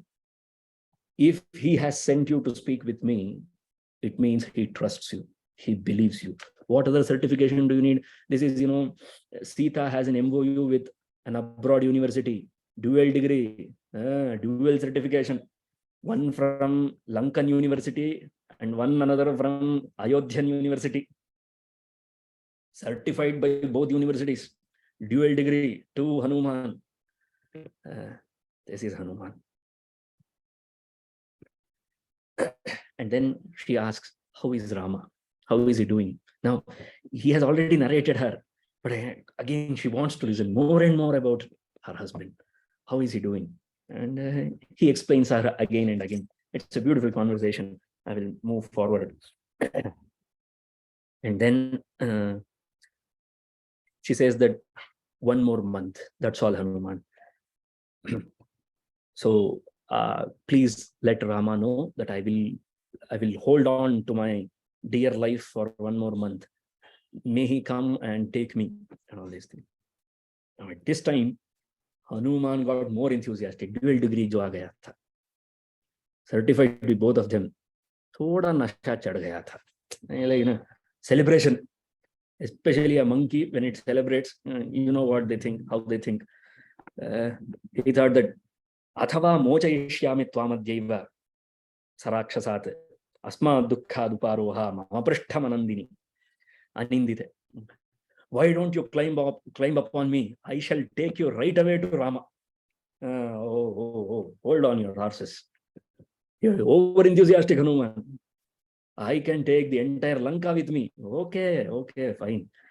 And then she says, how is it possible? How will you take me on your back? Oh, you don't know me. You think that I'm only this small? No. Look at me. And then he became that Mahamahima, as he is. Poor fellow, over enthusiasm in front of Sita. In front of Sita, what? Who is Hanūmān? Darshayamasa Sītāyaha Swarupam Marimardanaha. He showed his actual Swarupam. And she says that she told him that Hanūmān Duramadhvanam Katham Mamnetum Ichhasi. How can you even think that you can take me that far, crossing the ocean? Tadeva Khalute Manye Kapitvam Hariyuthapa. I think this is your Kapitvam. You showed that you are a monkey after all. Over enthusiasm, impulsive in nature. How can you think like this? And then when he showed his Swarupam, he thought, he was anticipating that Sita will be awestruck. She says that Tavasatvam Balanchaiva Vijanami Mahakape. I know who you are. Have you ever seen a woman who is like Sita? Only then you can imagine. There is this famous line. I don't know if I have to say this line or not. This may come as a surprise to most of you. Ascharyam. You understand the term Ascharyam, right?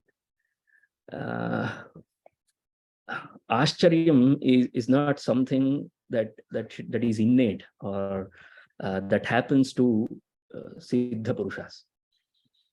It happens to the likes of us. For those who are Siddhas, it doesn't come as a surprising or astounding or amazing. It doesn't amaze them. Because they have seen everything.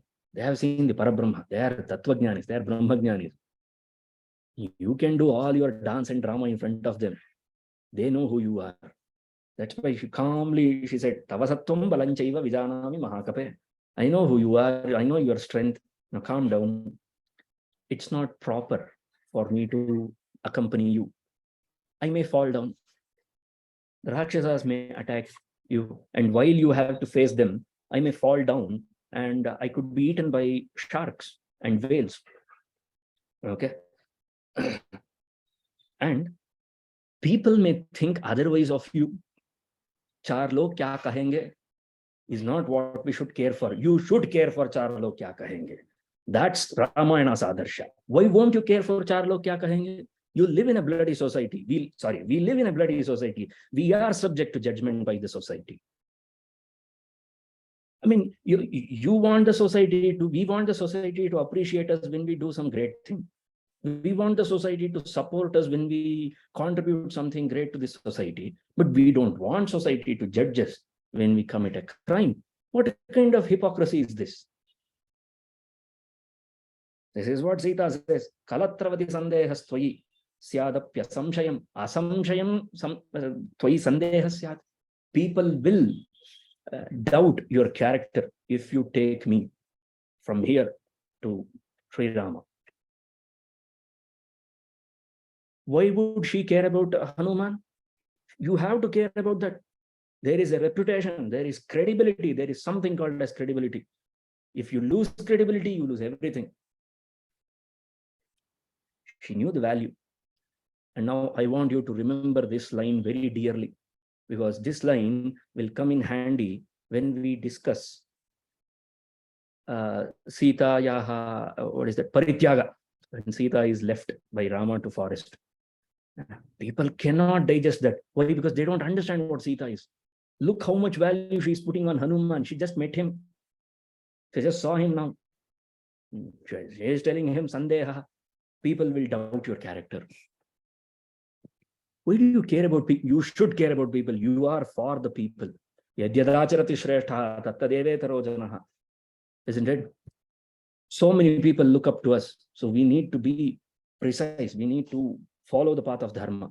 Never once should we refrain ourselves from the path of dharma. This is what discipline means. This is what tapasya means. Only tapasvis will get it.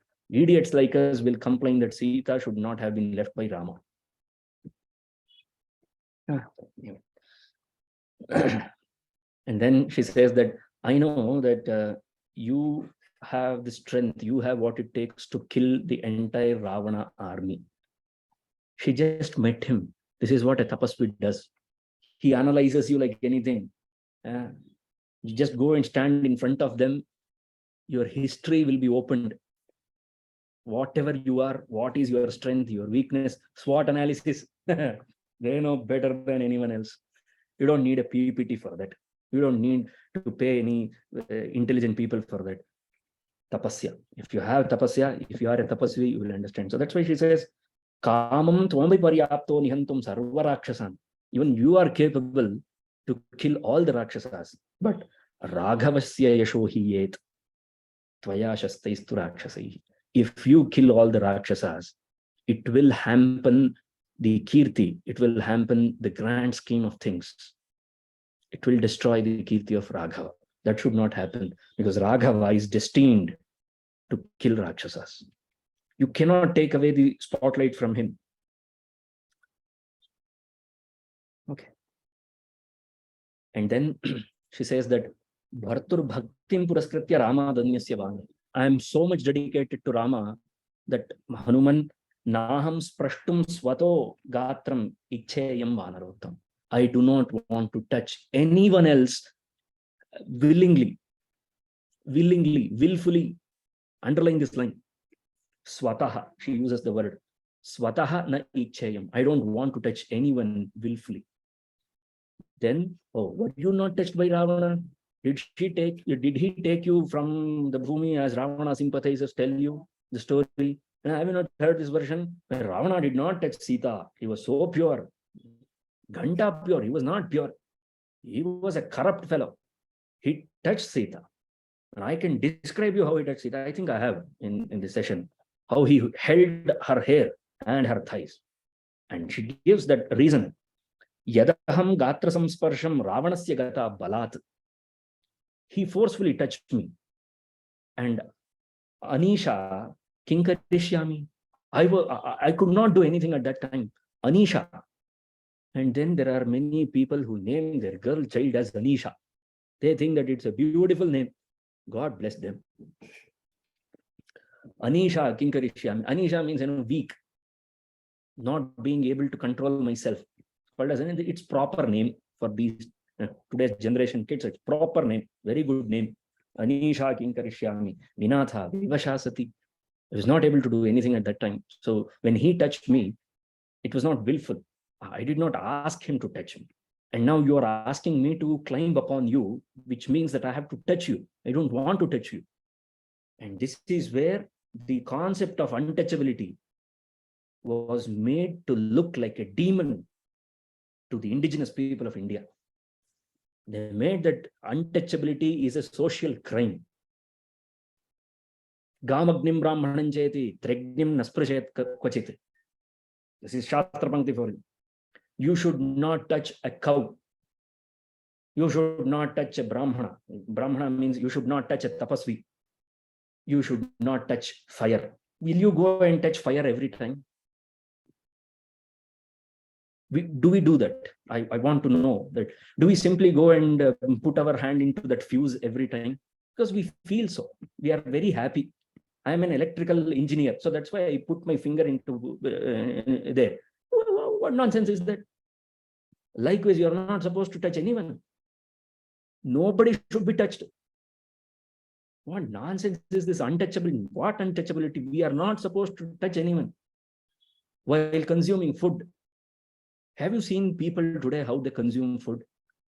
They sit very next to each other and they consume. You are not supposed to touch each other when you consume food. Kya baat kar rahe hain? This is absolutely, they have murdered our Samskriti and they have demonized all these concepts. And only a few section of people were considered untouchable. Every single person is an untouchable. Who told you that you can touch anybody? When you go to meet a guru, do you think you can go and touch their feet? You are not supposed to touch their feet. Would you touch their feet? No, you won't. Let me tell you one thing. When you gain more and more in yoga sadhana, when you climb up the steps of yoga sadhana, People would restrain themselves from you. They would want to maintain a distance from you. They cannot stand very close to you. It hurts them. It burns them. That's your aura. That's your power. That's your tapasya. Untouchability. Nobody understands the concepts correctly, clearly, and simply make anything out of it. Some set of people were considered untouchables. Every person is untouchable. You read Kama Shastram, then you will know you are not supposed to touch your woman at certain point, at certain time in a day. Who will teach these people? Ridiculous. Sorry. Today, and then she says that it would be proper if Rama comes down here, kills Ravana, and takes me home. That would be proper. That is correct. That is the right way to do. And then Hanūmān agreed. Mate kshamyatam. Maaf kar do. I'm very sorry. I apologize. Not me, Hanūmān. Hanūmān. I'm not apologizing for saying all these words about untouchability. I stand by this because this is truth. And then she narrated the story of a crow once upon a time, when they were in forest, had tortured Sīta, had hurt her chest portion. And when Rama saw her chest was bleeding, he asked, who did this to you? And she pointed out that this crow did this to me. And he used a Brahmastra. This is the reason why, even to this day, the crows, they have two eyes, I know. I'm not a fool, but they can see through only one eye. They cannot see with both the eyes. They can see with only one eye. Because he used that Brahmastra, and he was none other than the son of Indra.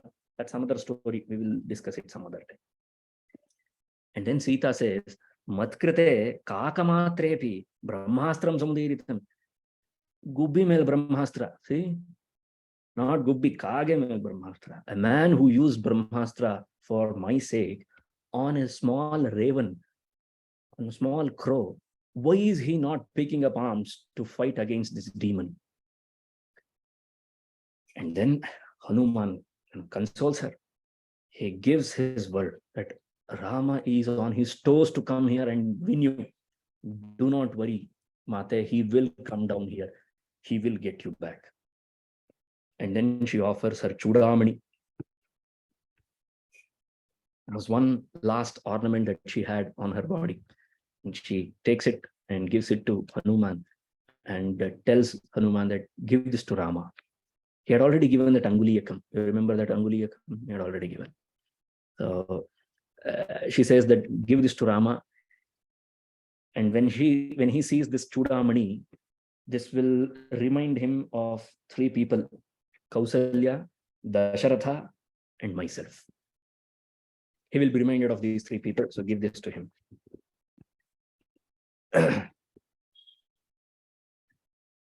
And then she gave her sandeshas, messages and all. Ayancha veera sandehas tishthati mamagrataha. In spite of all these things, Hanūmān, I have this small doubt in my mind. Kathannu khalu dushparam tarishyanti mahodadhim. How will the entire army of Vanaras cross the ocean? Don't take me for a fool. I'm a practical woman. I do understand that Trayanameva bhutanam sagarasya langhane shakti syat. Only three creatures can cross this ocean. Who are they? Vainateya, Garuda, Hanūmān, or your father, Vayu. Only these three people can cross this ocean.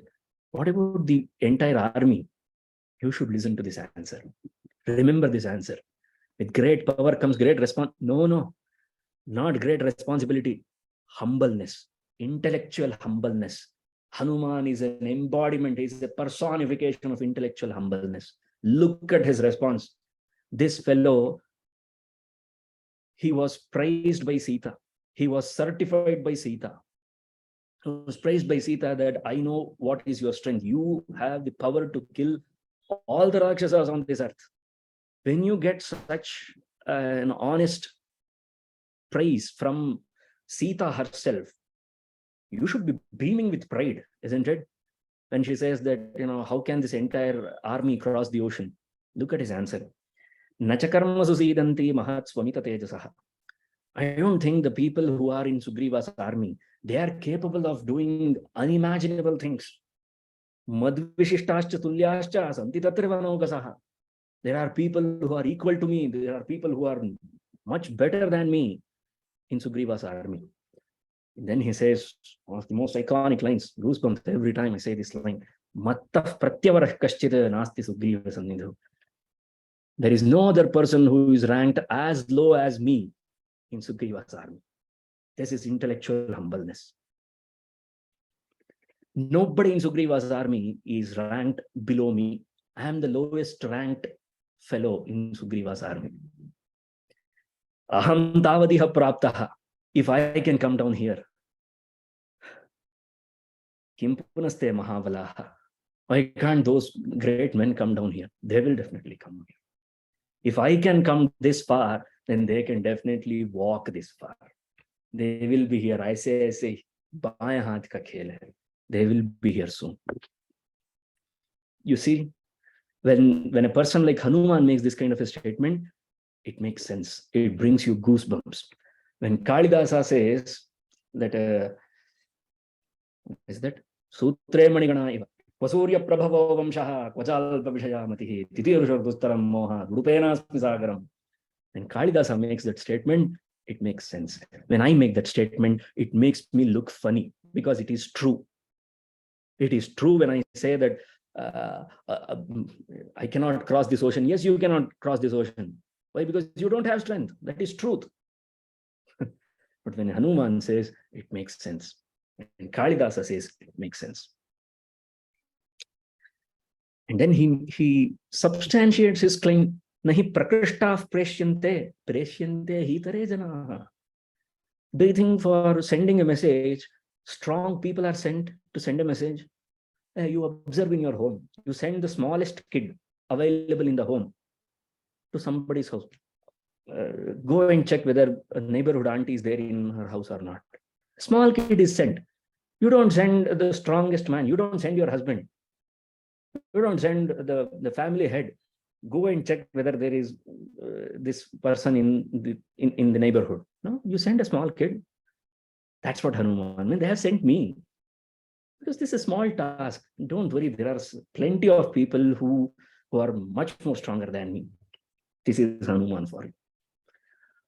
What do we have to seek from Hanūmān? Strength, courage,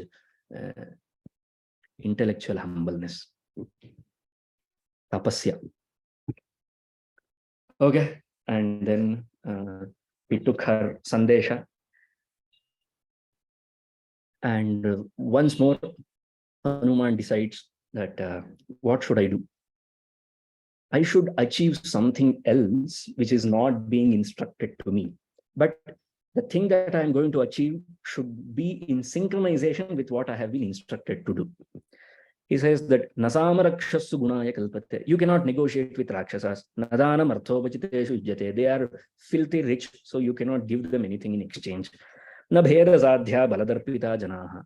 They are foolish, they are proud and foolish, so you cannot go and divide them.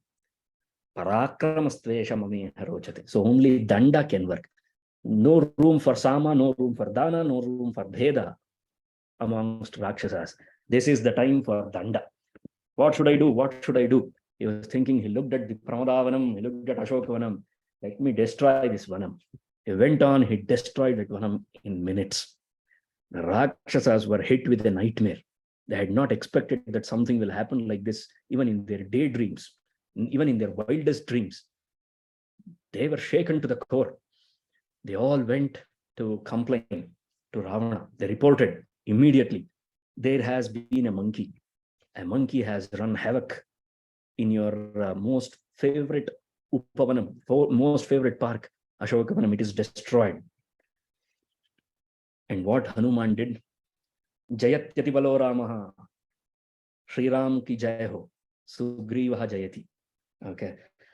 Dasoham kosalendrasya, I'm not simply a messenger. I'm Sri Rama Dasahaham, Kosalendrasya Dasoham. And he also claims that Naravana Sahasram me yuddhe pratibalam bhavet. Even if 1,000 Ravanas come in front of me, they are nothing in front of me. He claimed this line.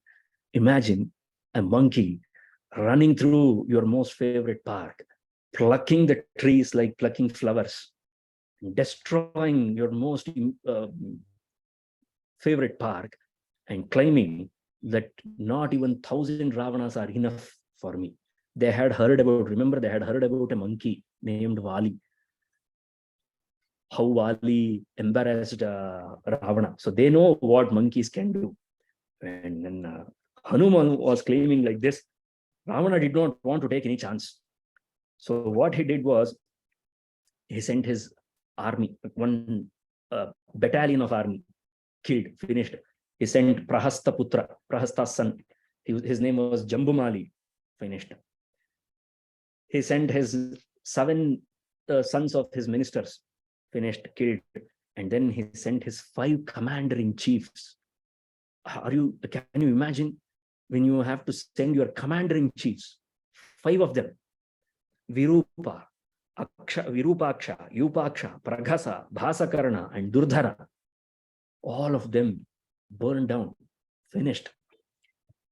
He was sitting there in the palace, in the court room, Nishamya Raja. He heard that all his 5 commander-in-chiefs have been killed by Hanūmān. Nishamya Raja Samarodhatonmukham, Akshakumara, his second sons. And there is a famous episode in Game of Thrones called as Second Sons. You should watch that.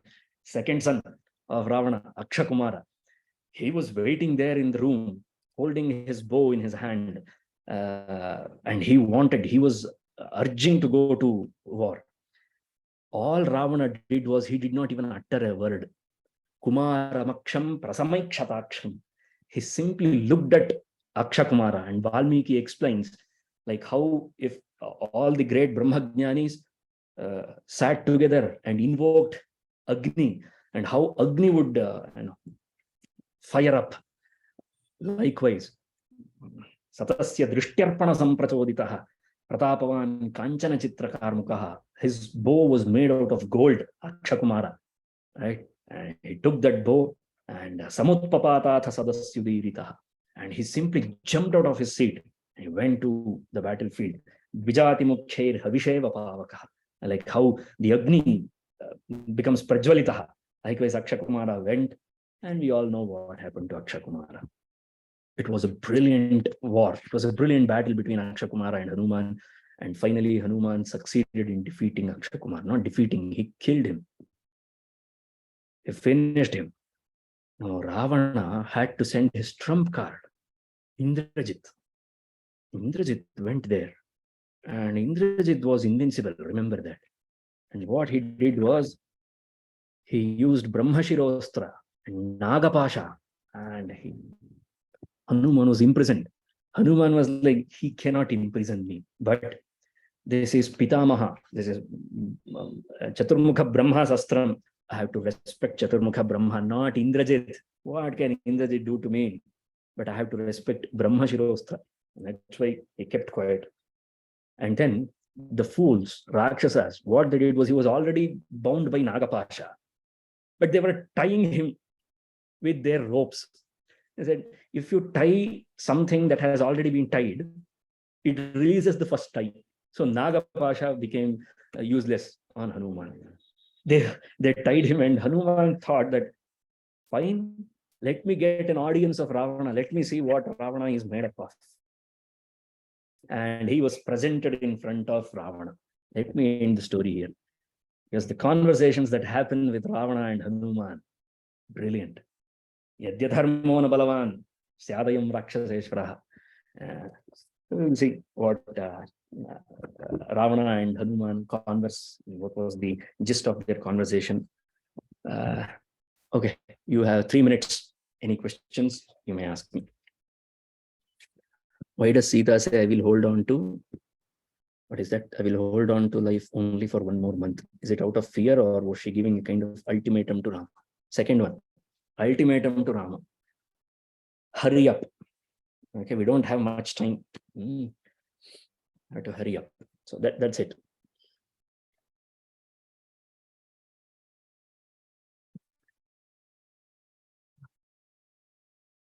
Yes, Ramya madam. Sir, you spoke about distractions, right? It's like one who's balanced should stay among the distractions and then prove the ability. Then why do yogis? I mean, I don't know. I'm just asking you this question. Why do yogis go away from all the distractions and sit for meditation or anything? See, when you have the opportunity to step away from the worldly affairs and seclude yourself in a lonely place, and when you can create solitude for yourself, why won't you do it? Because it will fasten the process.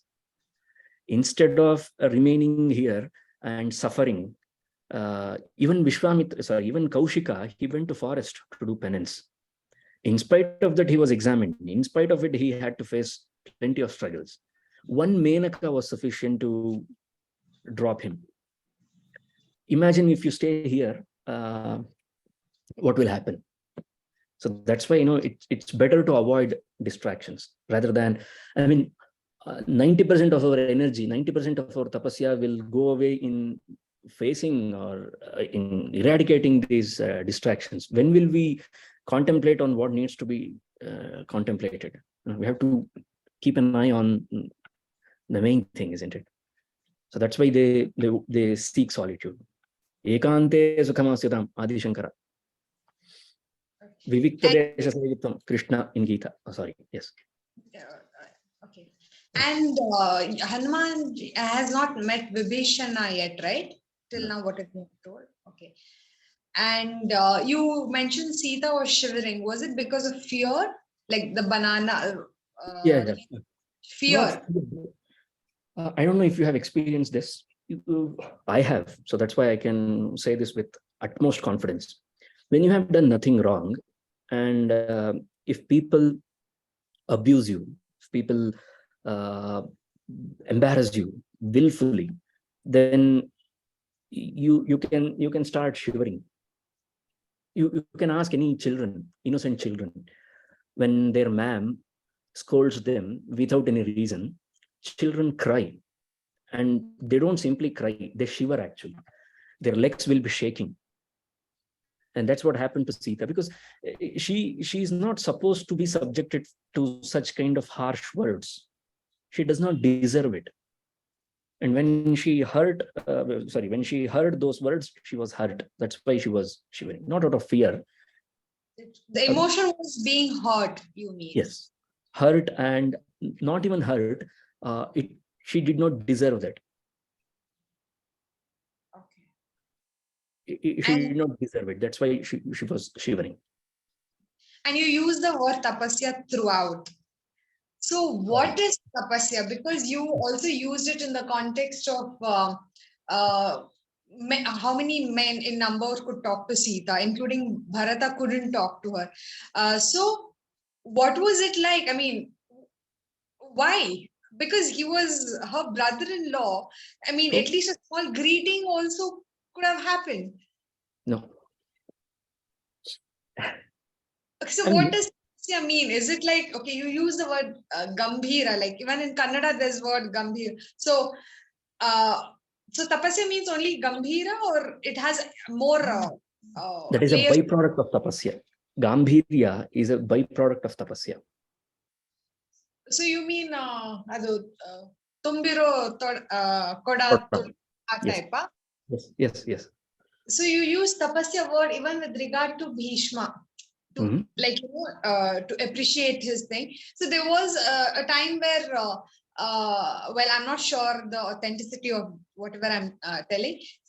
Krishna also had told ki you could have broken your tapasya wherever it was necessary. So with that regard, so is it the tapasya is more important, or to break it when the time comes is important? I mean,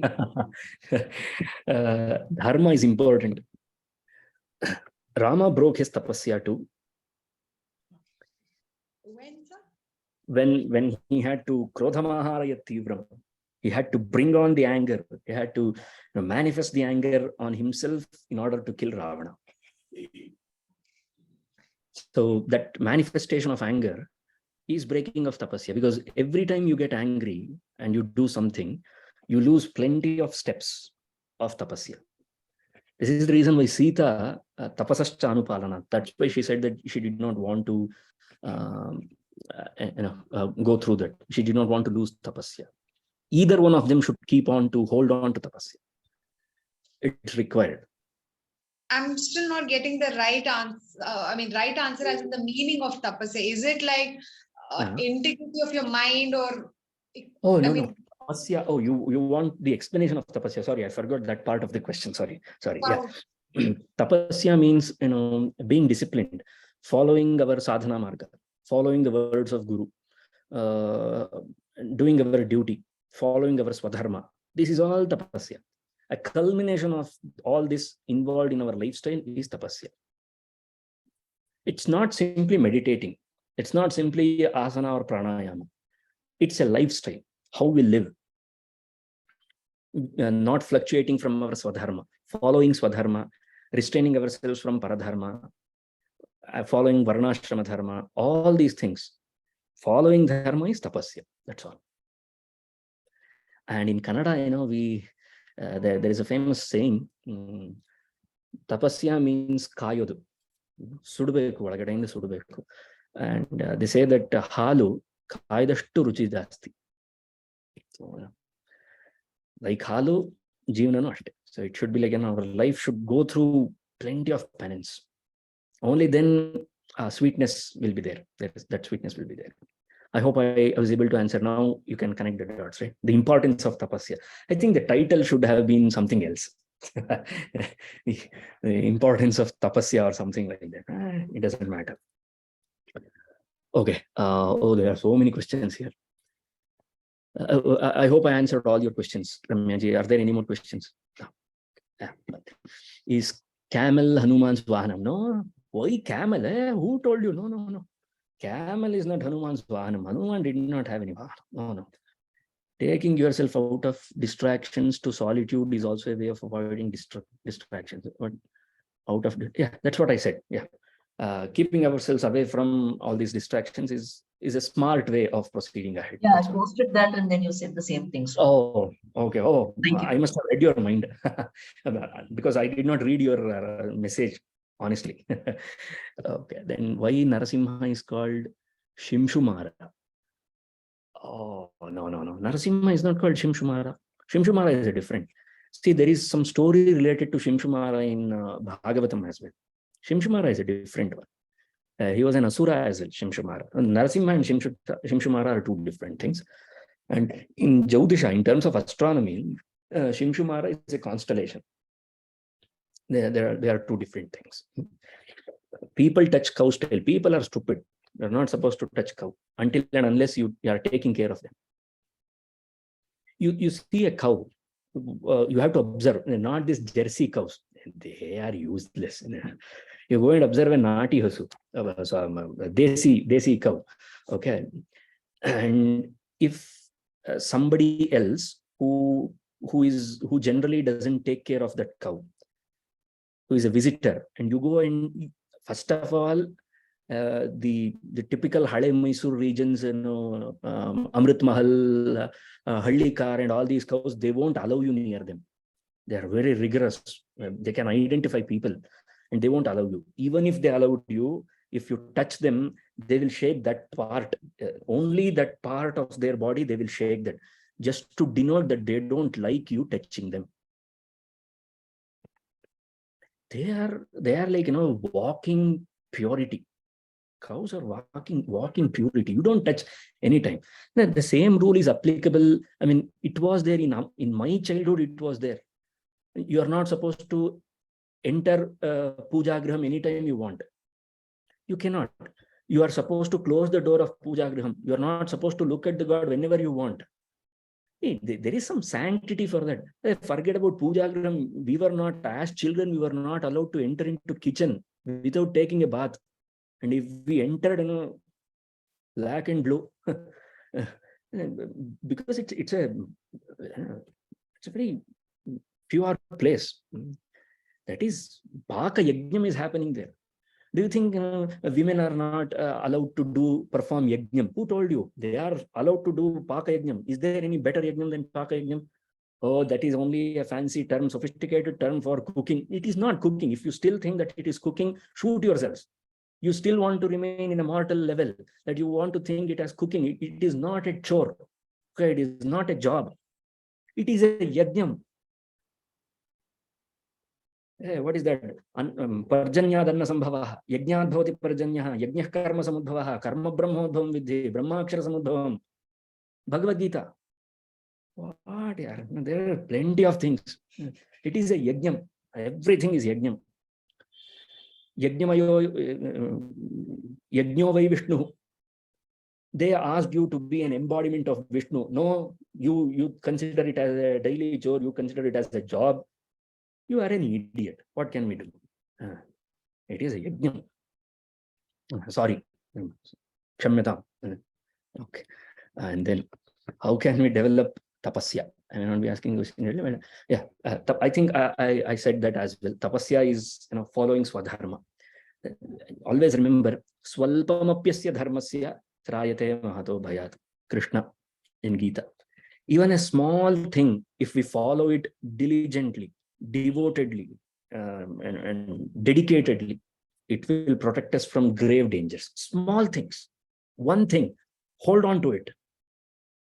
Give your entire life for that dharma. It will protect you. It can do wonders. It will never harm you. That's the beauty of swadharma. We should follow swadharma. Following swadharma is tapasya. Okay. And then, please explain Gambhiras Trishu Nityashaha. That is in a commentary some other time. There are some secrets, that we cannot, I'm not supposed to reveal those secrets. It's not that easy to get through me. I'm like Karkataka. I'm like that AD. It looks very simple from outset. It's very hard to crack it down. It's not that easy to get an answer out of me. Why Sita was subjected to hell treatment? Was it because of karma or to show the world her penance? Both of them. Very good question. Both of them. It was her karma as well, and it was a shikshanam. It was a teaching for the rest of us. That we are nothing when we compare ourselves to people like Sita. They went through a lot of things. Okay. And then I heard that Sita was given a palace to live in Ashokavana, or did she always stay? She always stayed under a tree. She always stayed under a tree. How to understand Swadharma? Read Bhagavad Gita, 18th chapter. In 18th chapter, Krishna has mentioned Swadharma of each and every person, what we need to do. And in order to understand Swadharma, we have to understand Varna system as well. And if we have any problem with Varna system, same thing that I told you about untouchability. Varna system exists. Okay. Usually what I do to people who ask me about Varna system is I give them 4 options. Choose any one: knowledge, courage, wit, hard work. And they say, no, it is impossible to choose any one. We want all 4. Then you want Varna system. You are a part of Varna system. Knowledge is Brahmana.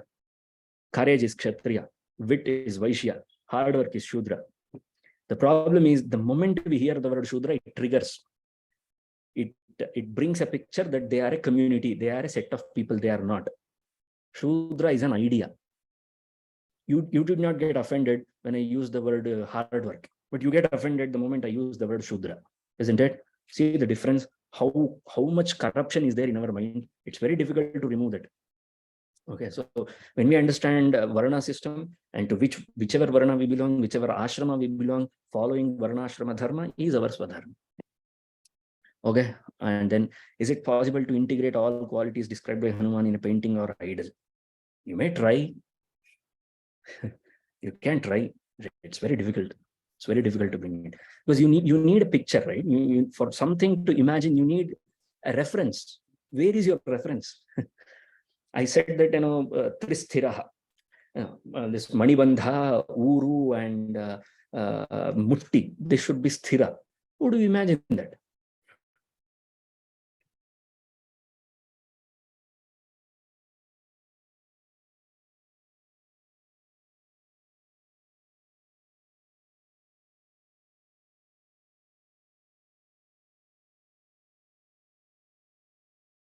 Attention so that I will get an audience with Ravana. That's the story written in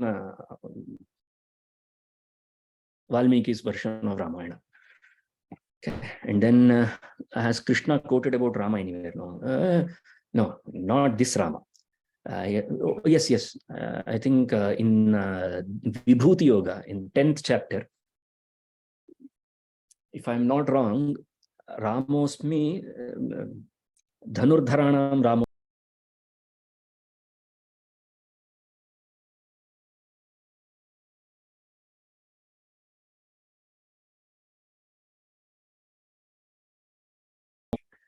If I'm not wrong, I will check and you may check Vibhuti Yoga. You can check. If anybody remembers the line, they can quote. Otherwise, it is there. And then, sir, for which actions of Sita in the past she was paying as karma? Oh, we don't know. Vasishtha could have known. He was their Kulapurohita. Rama could have known, not us. We are not even qualified to see. When normal people approach a Daivagnya, a Jyotishi cannot understand their previous karma, their exact previous karma, in spite of whatever tools are left by our ancestors to us in Jyotisha that are inadequate for us to understand the exact karma, pinpoint the karma. It's a speculative karma that we say. But how can we understand what previous karma of Sita resulted in her struggles? It's very difficult. Today is one of those sessions where I smiled, laughed, and cried. There is one more prasanga in Ramayana where Valmiki mentions that 3 emotions came together in Rama. I will explain that in that moment. It's a brilliant aspect. It's a beautiful thing. In Hanūmān Chalisa, there is a reference to Ashta Siddhis granted by Sita Mata to Hanūmān. Is this described in Valmiki? In Valmiki's Ramayana, Hanūmān already had Ashta Siddhis. Tulsidas is a devotee, so he has changed the version, that's all. And then why people of Lanka are described with so much Vikram. Vikara. Oh, you mean Vikara, right? So much of Vikara. And they are Vikritaha. They are Rakshasas, right? So there was Asuri Sampat filled in them. Is there any relation to Jyotisha when Sita gave example of rabbit and elephant? It was pure common sense of jungle. Okay. I hope I have answered all the questions. I did not miss out on any questions. Oh, it was Ramyaji's question. Okay. For which actions of Sita in the past she was paying in karma? Okay. I really appreciate Ramyaji's questions. I think this is the 15th session. She still is the only one who stumped me with her question in one of the sessions. Kudos to you. Well done. Okay, so if there are no more questions, and ask about the karma, because I remember in class you had told in Jyotishi we can find out how much percent it's cleared and not. You still remember each and every word of mine. I should be very careful. Yeah, that is true. It is true. See, that is theoretically true. But practically, why it is not true? Because nobody practices it. When we take a horoscope, we can't come up with a definitive answer that this is the percentage of prarabdha, this is the percentage of sanchita, this is agami. We cannot pinpoint. It's our lack of analytical knowledge, that's all. But what I said was the ideal Jyotisha. An ideal Jyotishi can definitely do that.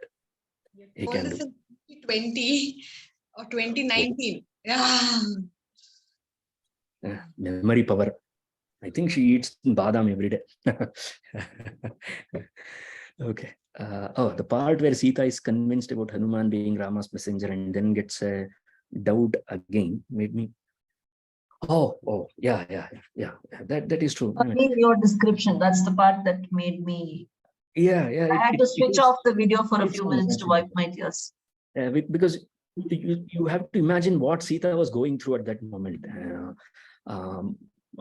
If you are asked to live under such conditions where people will constantly abuse you, harass you every moment of your life, every moment of your day, and you are estranged from your loved ones, and there is no familiar faces to look up to, and they always come in different shapes and different sizes and different forms, and they terrorize you.